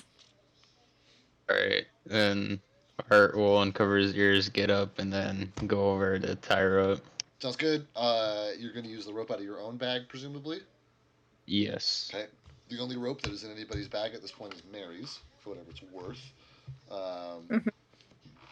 Yeah, Tim, please scratch your rope off your inventory list. It went with your goblin. Good to know. And great, you guys, yeah, for sure. You have this goblin all tied up. I'm assuming also gagged. Yeah. Otherwise, she's just gonna spit insults at you the entire time. So, stupid fucking dirty gnome and the piece of shit humans and fucking fuff bags and so I mean you're for sure gonna have to gag her. Otherwise, that's Yeah. that's what you're listening to the whole Mary's time. gonna be like, Mary's gonna look at her on the dirty gnome comment. And she was like, "Fuck you, bitch! You got tied up by a dirty fucking gnome. Fuck you!" And she's dancing around with her little middle fingers.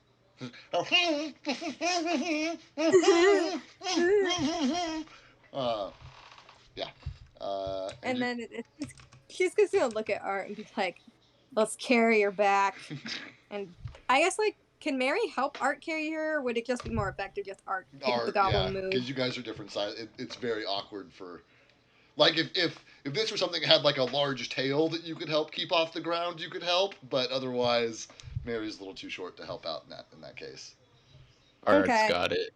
I guess we're just gonna waddle back then.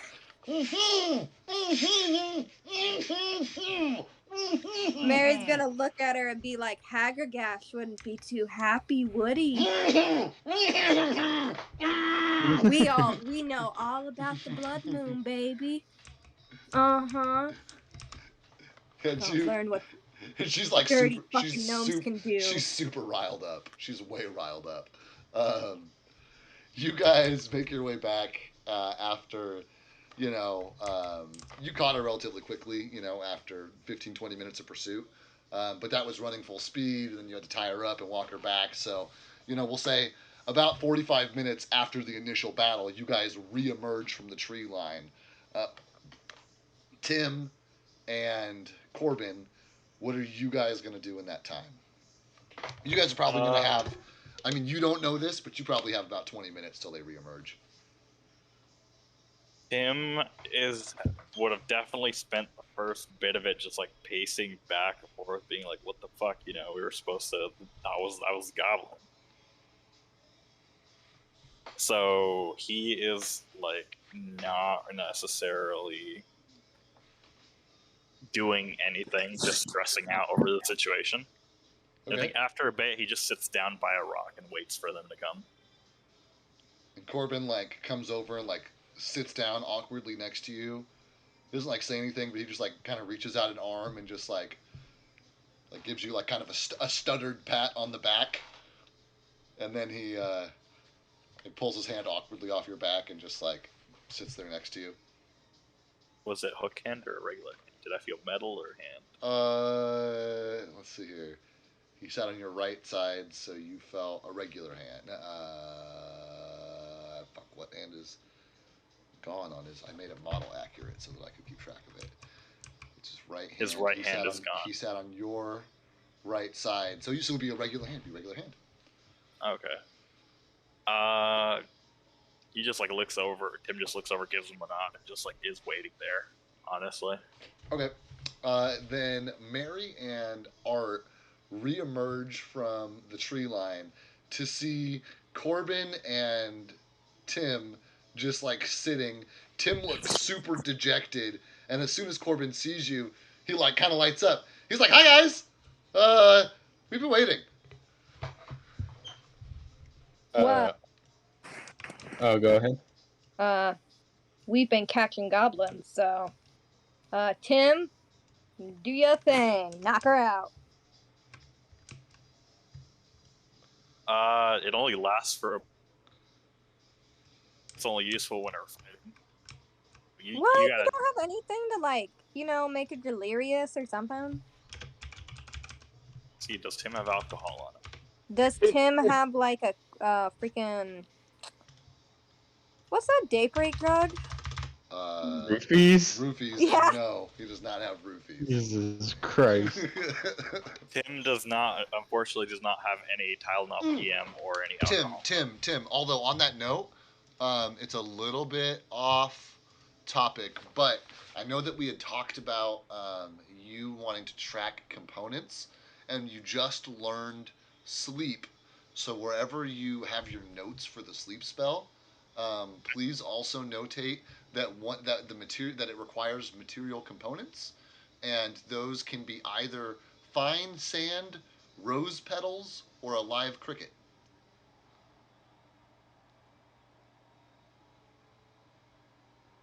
Got any NyQuil?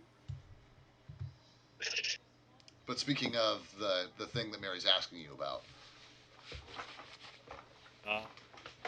Tim's just like looking through his bags. He's like, "No, I don't have anything to keep her down." And like hearing that she's, I'm assuming she's still like cursing up a storm.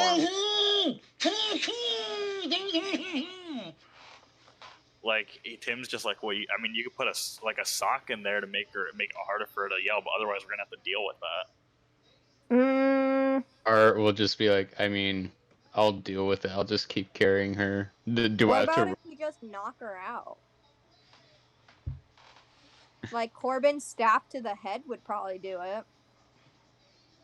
Little bonk. Little bonk. Would a non-lethal hit not kill them and knock them out? that is the whole point of non-lethal. Let me How about check here, because nobody's ever actually done a non-lethal knockout in any of my Pathfinder games. Or I thought I did. Or Andreas, would Calorol come and get it if he thinks it's dead, like he did with the other one? I don't think so, because it's the whole thing of like there were dead bodies around. Tim's just like, he paid me 3 for the 3 we killed, and then whenever he found the one we had knocked out, they just tore it apart.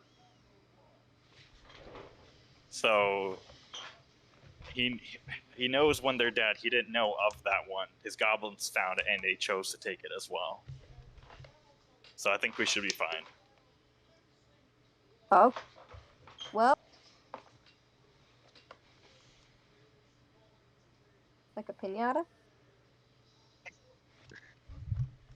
Tim is going to look at the goblin, and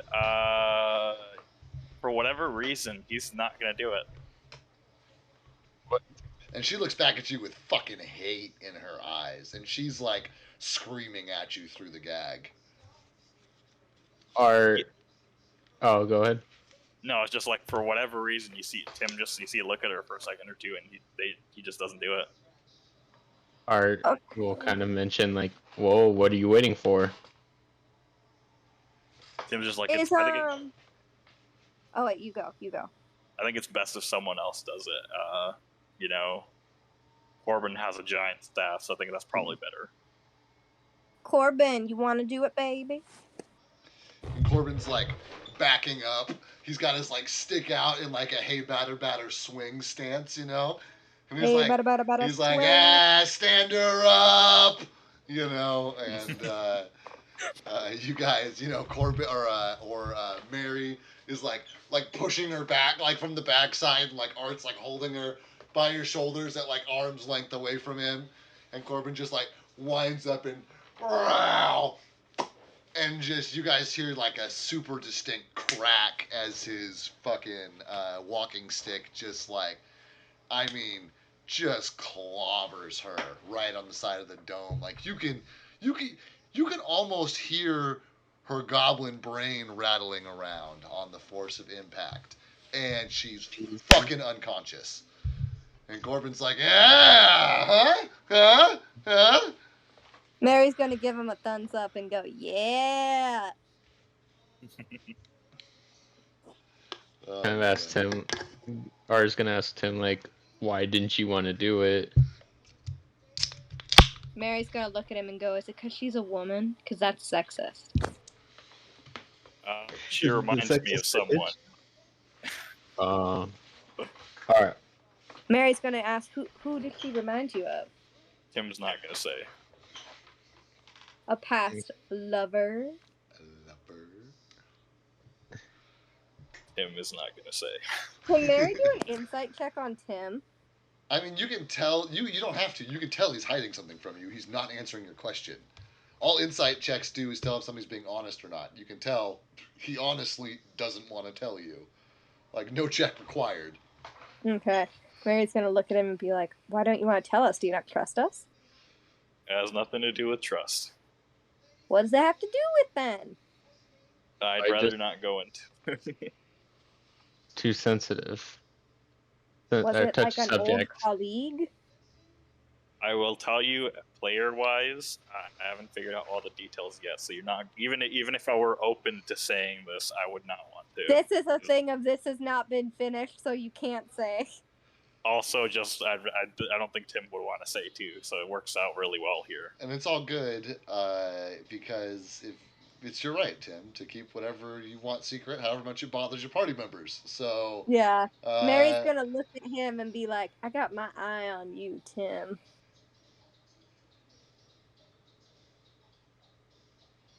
Corbin's gonna, you know, like lean over to Tim and be like, "Man, she has to know everything about everyone, huh?" After his casserole flirting, and now he doesn't want to hit this goblin.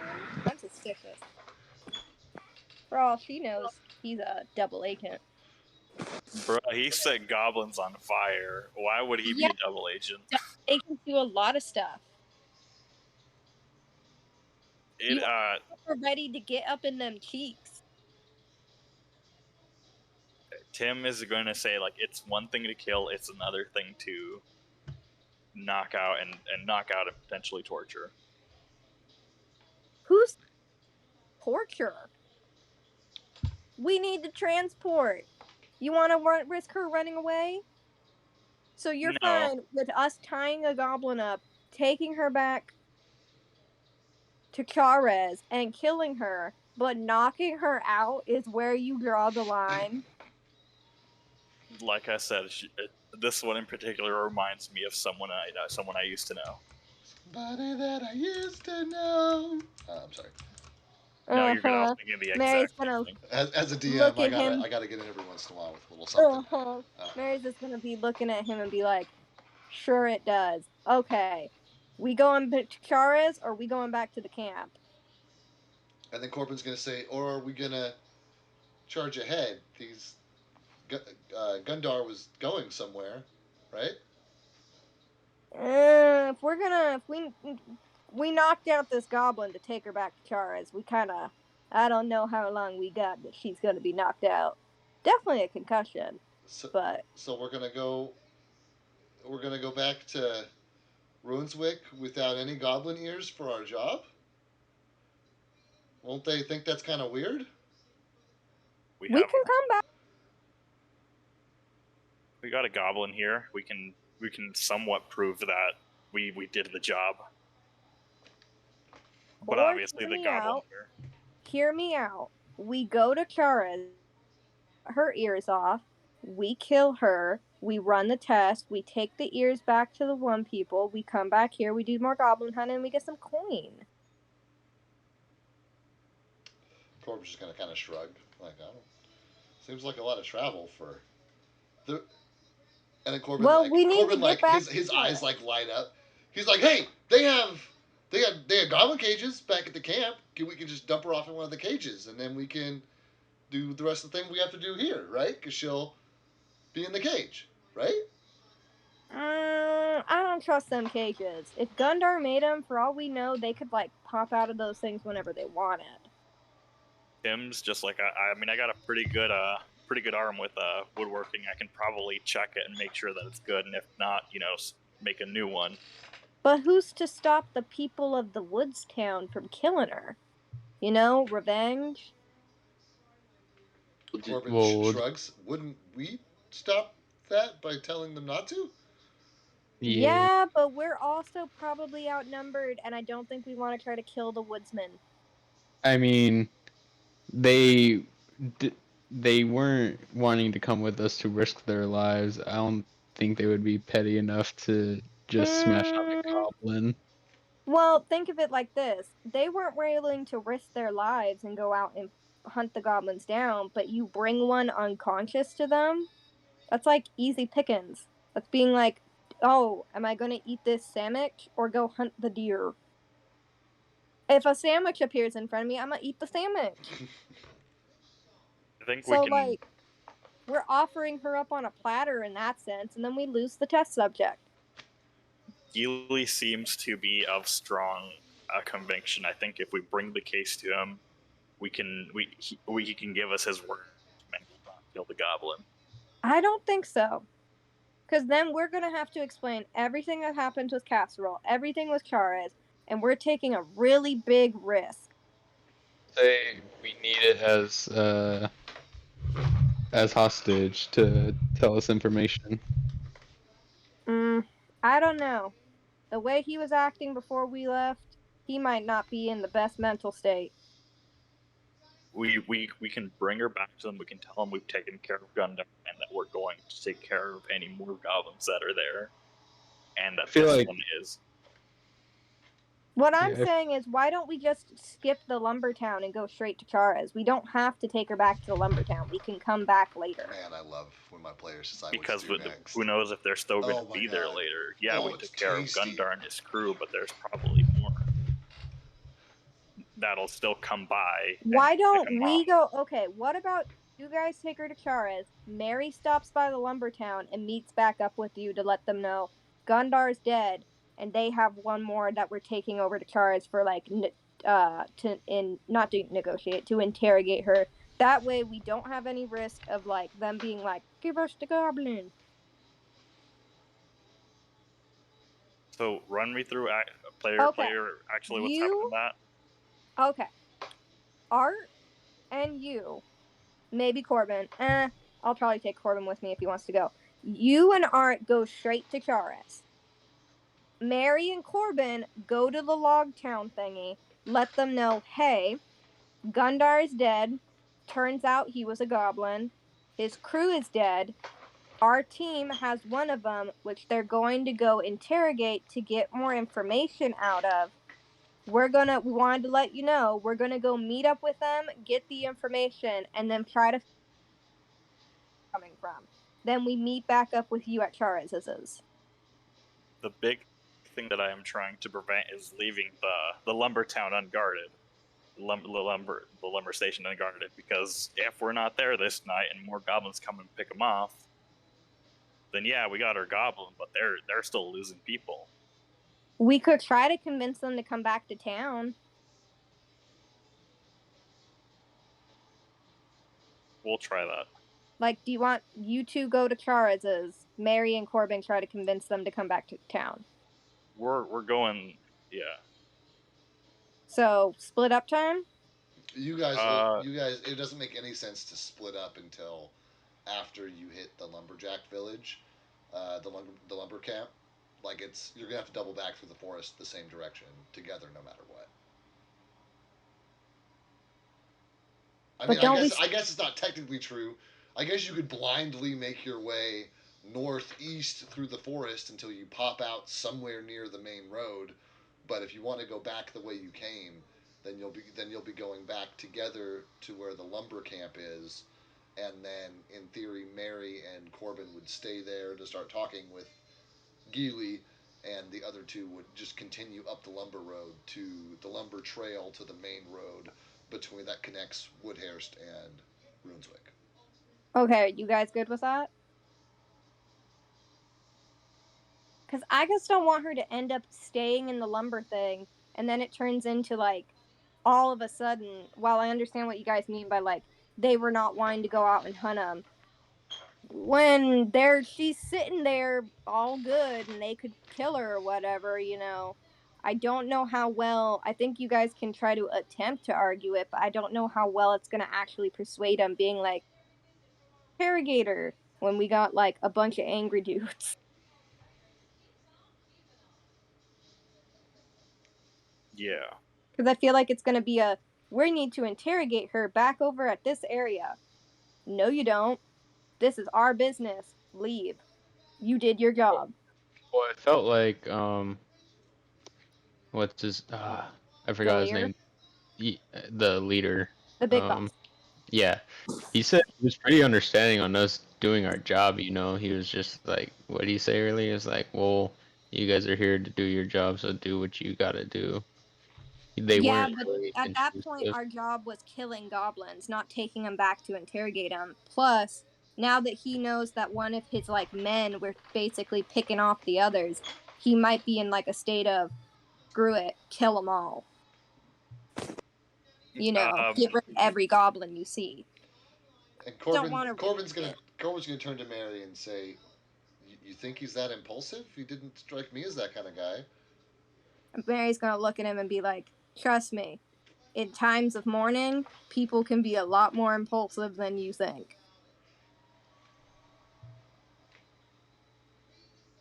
Corbin's gonna shrug it off. Corbin does not have strong opinions about anything.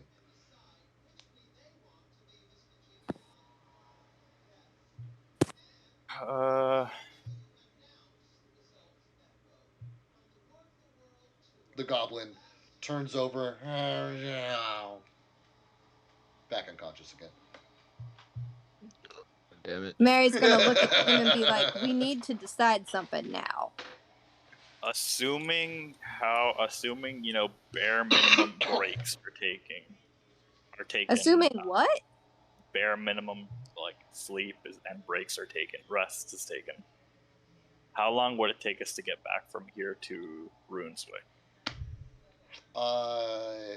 You guys were running full speed through the forest for a little over an hour to catch up. So walking back at a normal speed, carrying a load that is another goblin, probably take you twice that, roughly 2 hours to get back to camp. Camp was a few hours off the main road, and then you guys traveled for like 3/4 of a day to get to where the logging trail meets the road. So from where you guys are now, 3/4 of a day, it's like an 8-hour travel day. 8, 10. I think you guys traveled for 10 hours. So it's 10 hours on the road, 2 back to camp, 3 back, about 15 hours. And what Non-stop. time is it? Non-stop. You guys left camp at about noon. You ran an hour into the woods. You spent about an hour dicking around, grabbing the other goblin and figuring out what you're going to do next. So 2 in the afternoon. Okay.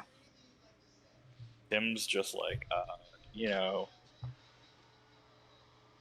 he's going to basically relay some of that to the group. He's like, it would take us, somewhere the better a day to get back to, get back to Char's, just however long it takes to do that, if we were all going there, and if we were not able to convince the loggers to leave, chances are by the time we get back, more of them are going to be gone.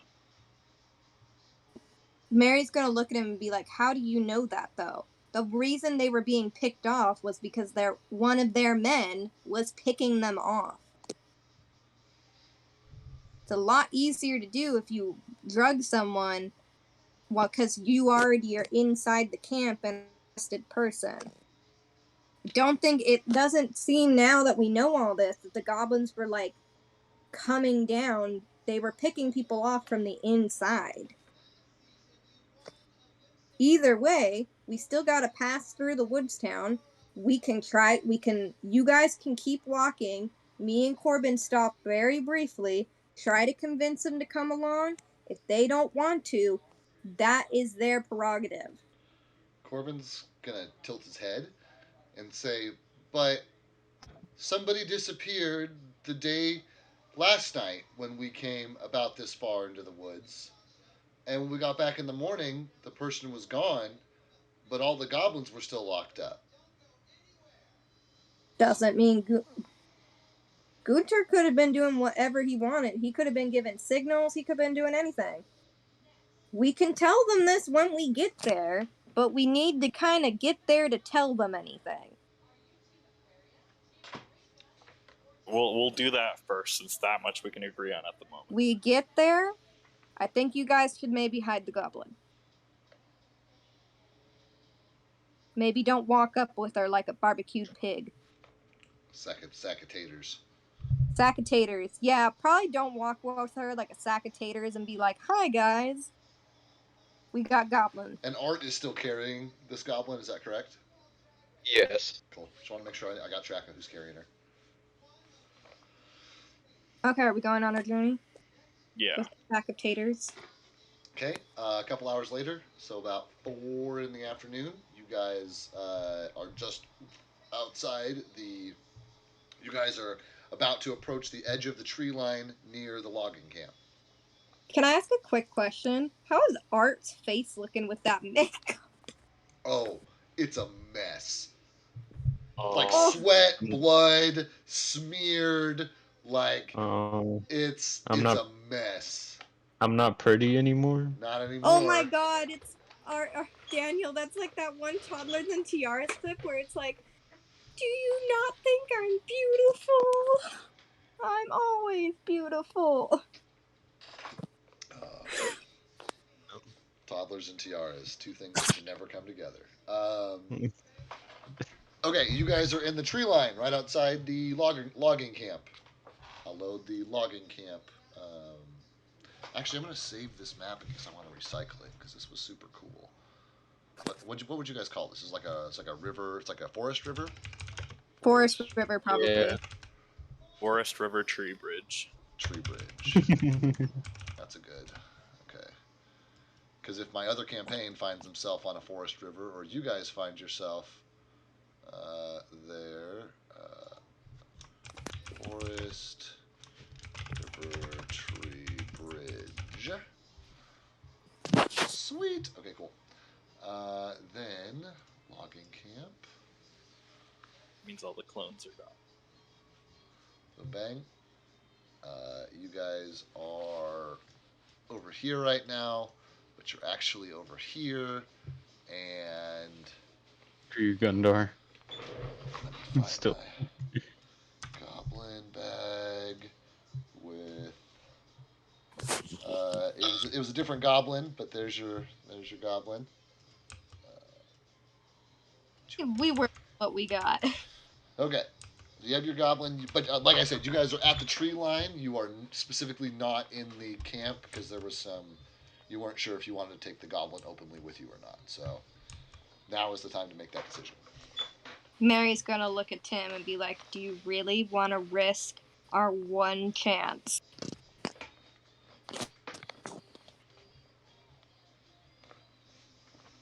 No. Us. Do you want to risk her getting killed here and Casserole showing up at the logging camp? And Corbin's think- going to shrug at you saying one chance. There seem to be a lot of goblins around. I mean, I'm sure we could find another one.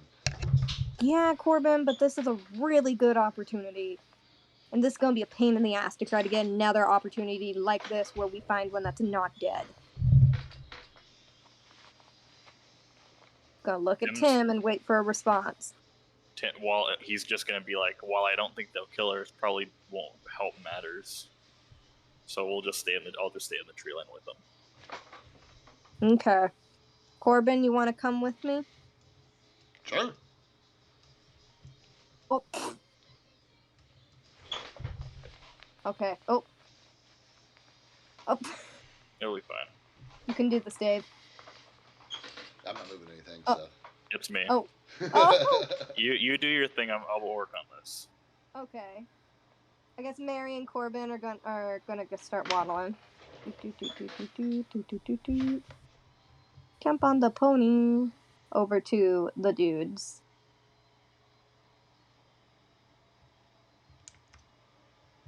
And then someone has to move Corbin. Okay. Is everyone here, including Gilly? No, Geely is in his tent. Okay, so just these dudes? Yeah, but the workers are all huddled around the campfire, which they're just getting started for to like heat up for dinner.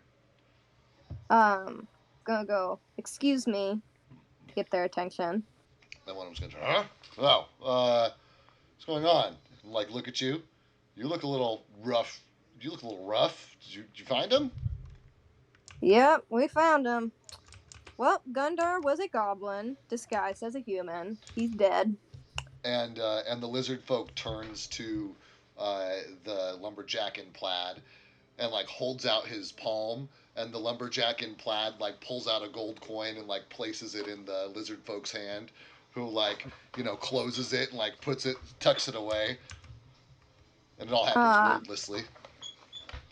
How many goblins did he have? 4? And the lizard folk says, "Yeah." Huh? Yes, but he has an accent because he's a lizard folk. Oh no, I was asking you. I was just going to make sure I was saying the right amount. Oh, yeah. I mean, I took that as in character, and the lizard folk responded to you saying yes. That's correct. Okay. Well, 3 of his goblins are dead. We have the 4th. My men are taking her to be interrogated in order to find out more information to, wipe out the nest, if you will, instead of just killing a few rats. In the meantime, we would like to offer, escorting you guys back to, how do you pronounce the town? Ruinswick? Ruinswick? Yeah. I want to keep calling it, Eastwick because of the movie. Okay. No, Ruinswick. Escort you guys back to Ruinswick because we are somewhat concerned about your safety. We do think, some of the missing, colleagues of yours were definitely from this whole goblin situation because they were basically picking you guys off from the inside out. But we're not sure if they're out watching, and we don't really feel 100% comfortable leaving you guys here with the idea that we're kind of leaving you off to be, watched and possibly killed by goblins. So, and when the lumberjack turns to you and says, "Then don't leave us. Then make sure the threat is eliminated. Then do your job." She's going to look at him and go, "We are doing our job, but to do that, we have to get the goblin back to the town. To be able to interrogate her properly, to get all the information we need from a wizard that we know. It's very complicated. This is something we gotta do as part of our job, but we also want to offer this to you guys as a friendly term, since, while we are not on the best of terms, I will admit, we do care about you guys, and we don't want you guys getting injured on a job. Especially, as you mentioned, you don't get... That is a bluff check, because you absolutely do not need to take the goblin back and interrogate it as part of your job. So. Okay. Dun dun dun dun dun dun dun dun dun dun dun dun. Where is my dice tower? Oh, I watched you like fling that, just like throw it in nat 20. the pit. Nice. Final. Let me find my bees. Where are my bees at? 29. Oh shit.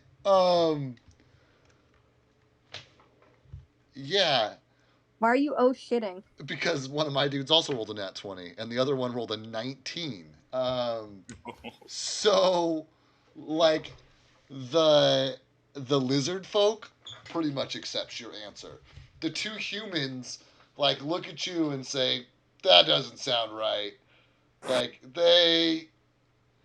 it's like the guild puts out very simple contracts. It's usually bring them a toe or a finger or a nose or some shit. Like that does not track. They don't give a shit about that. They just want the threat eliminated. I'm not talking about my guild contract. I'm talking about what we do outside of that. Part of our contract is obviously, in our case, it's cut off the ears, take them to it. The biggest way And for then one of us them to hits get the other the one in the maximum. chest. Ah, ears. See, I told you it was something like that. I'm sorry. Go ahead. And Mary's gonna look at him. And what my group does is we try to maximize the amount of profit per contract, if you will. In this case, we need the maximum amount of goblin ears. Maximum amount of goblin ears would be figure out where the goblins are coming from and cut them off, and that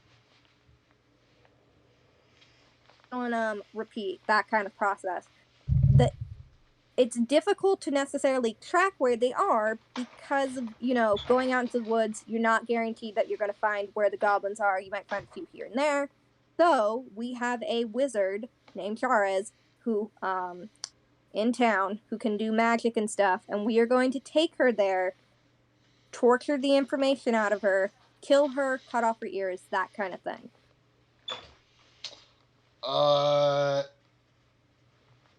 These at the torture her, kill her, cut off her ears. The lizard folk does not flinch. The other two guys look. One of them smiles, and the other one looks a little uncomfortable. And they're gonna look at you and say, I don't know anything about magic and wizard folks. It seems like if you were going to try and get some information out of her, you could do that here. But if you think that the danger to the camp was from Gundar and his goblins, then I don't think you have to worry about us anymore, right? That is the case, right? But to be honest, with how complicated this has got, there's a good chance, especially since they were running towards something, there's probably a giant goblin camp within a few hour vicinity, I would guess. Probably. You didn't check? We came back to you. We gotta get this done. Why? You just said there's no goblins here anymore. The goblin camp is somewhere else. Go find it. That's what we're trying to do. Okay, we'll get to it then. What are you gonna? Okay. It's a whole day back to Ruinswick. You're gonna go a day back to Ruinswick to ask some questions to come a day back? That doesn't make any sense. What are you? What? Sir, trust me, it's a lot.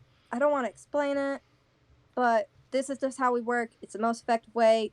Torture goblins plus stuff with Charez. It's complicated. I'm assuming you two decided not to go. Take that as a no. We're gonna stay here and do our jobs. He's gonna look at the lizard man and be like, "You coming?" And the lizard folk just shakes his head. Okay.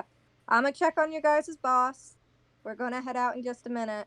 And then Mary's gonna be talk to Corbin and be like, "I'm gonna go talk to Gili. You can show this gentleman up to the guys." And she's gonna, I guess, walk into Gili's tent.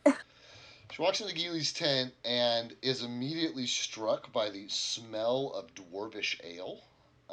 And she looks, and there is a pony keg sitting on. What's a pony keg? It's like a regular keg, but it's small enough that one person could lift it. Oh, okay. I know what you're talking And about. yeah, it's basically like 2 or 4 gallons of beer or something like that. Ooh, it's a And lot for a dwarf. there are like wet spots on the ground, and there is an empty mug in Geely's hand, and he is snoring very loudly on his bed. Mary's gonna kind of kick its foot. Not like hard kick, but like, wake up kick. Yeah, and he, does that thing where he like moves and snortles a little bit but doesn't wake up. So no, mommy, don't. She's gonna kick him again and go, "Hey!" And he's gonna, I'll kill you, you fucking goblin, you. Mary's gonna give it one more time. She's gonna kick him really hard and be like, "Geely, you got him." Roll me a strength check, please. Oh, this isn't gonna be good. She doesn't have that much strength to begin with, but if we can't wake him up, we can't wake him up.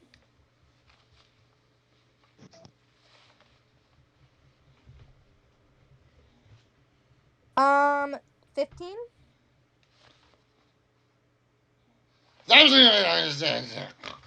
He's out. He's out cold. He is in like a drunken stupor. Okay. Mary's gonna look at him, and can she write, like, Mary's gonna write a note, Yeah? and she's gonna put down Gundar? Gundar.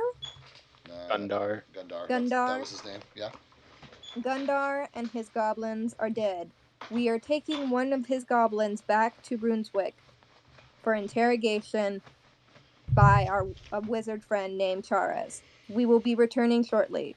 We have offered to take you and your men with us for safety. 2 of your men have refused. However, one has decided to come with us. Please be aware that you may be being observed by goblins. We are not sure of this, but we must mention this as it is a risk.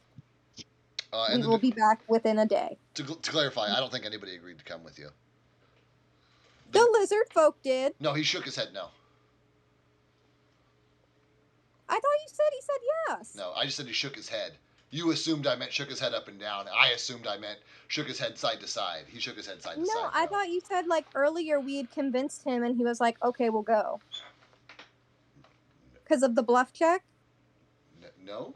No, he just didn't call you on your bullshit that part of your job was to interrogate the goblin. He just accepted that was part of your job. He didn't, like, you hadn't even asked. I guess you had asked him to come back at that point, but maybe I miscommunicated. Yeah, because I had said, like, okay, Art, like, to come back, and then you were like, okay, it succeeds with this one, he's good. These other 2 are not gonna go. No, are still, like, yeah, it succeeds with him because he believed that taking the goblin back was part of your job. That succeeded for the bluff, because the bluff check was to convince them that you needed to take a goblin back as part of your contract, which was not the case. One guy rolled a 19, one guy rolled a 20. They're the ones who were like, you need like a nose or a finger or some shit. That doesn't sound right. The lizard folk was like, sure, you need to take a goblin back to interrogate it. What the fuck do I know? But you specifically asked the loggers to come, and they're like, no. And you're like, what about you, lizard folk? And I said he shook his head. So. Oh, okay. Okay, scratch it out. Your men refused to come with us. Please be on guard. We will be back shortly. Period. Mary Plumbottom. Cool. And then she's gonna leave. Sounds great. I want to know if the guys were waiting for you or if they went ahead. Waiting. Okay. Yeah. Then because we're at 9:54, I'm going to call the session here. We will pick up next week with you guys leaving the logging camp, starting the journey up the logging trail to the main road, and then north on the main road up to Ruinswick to reconnect with Charis. You do have a goblin prisoner in tow who is presently knocked out and unconscious. How long that... Actually, you guys traveled for 2 hours back, so I will say that you had to knock her out at least one more time on your way back here. So it's going to be a process to get her back if you want to keep her unconscious. And then, that's where we'll pick up next week. Sound good? Yeah, Mhm. that sounds good. Okay, I am gonna end stream. Give me half a second.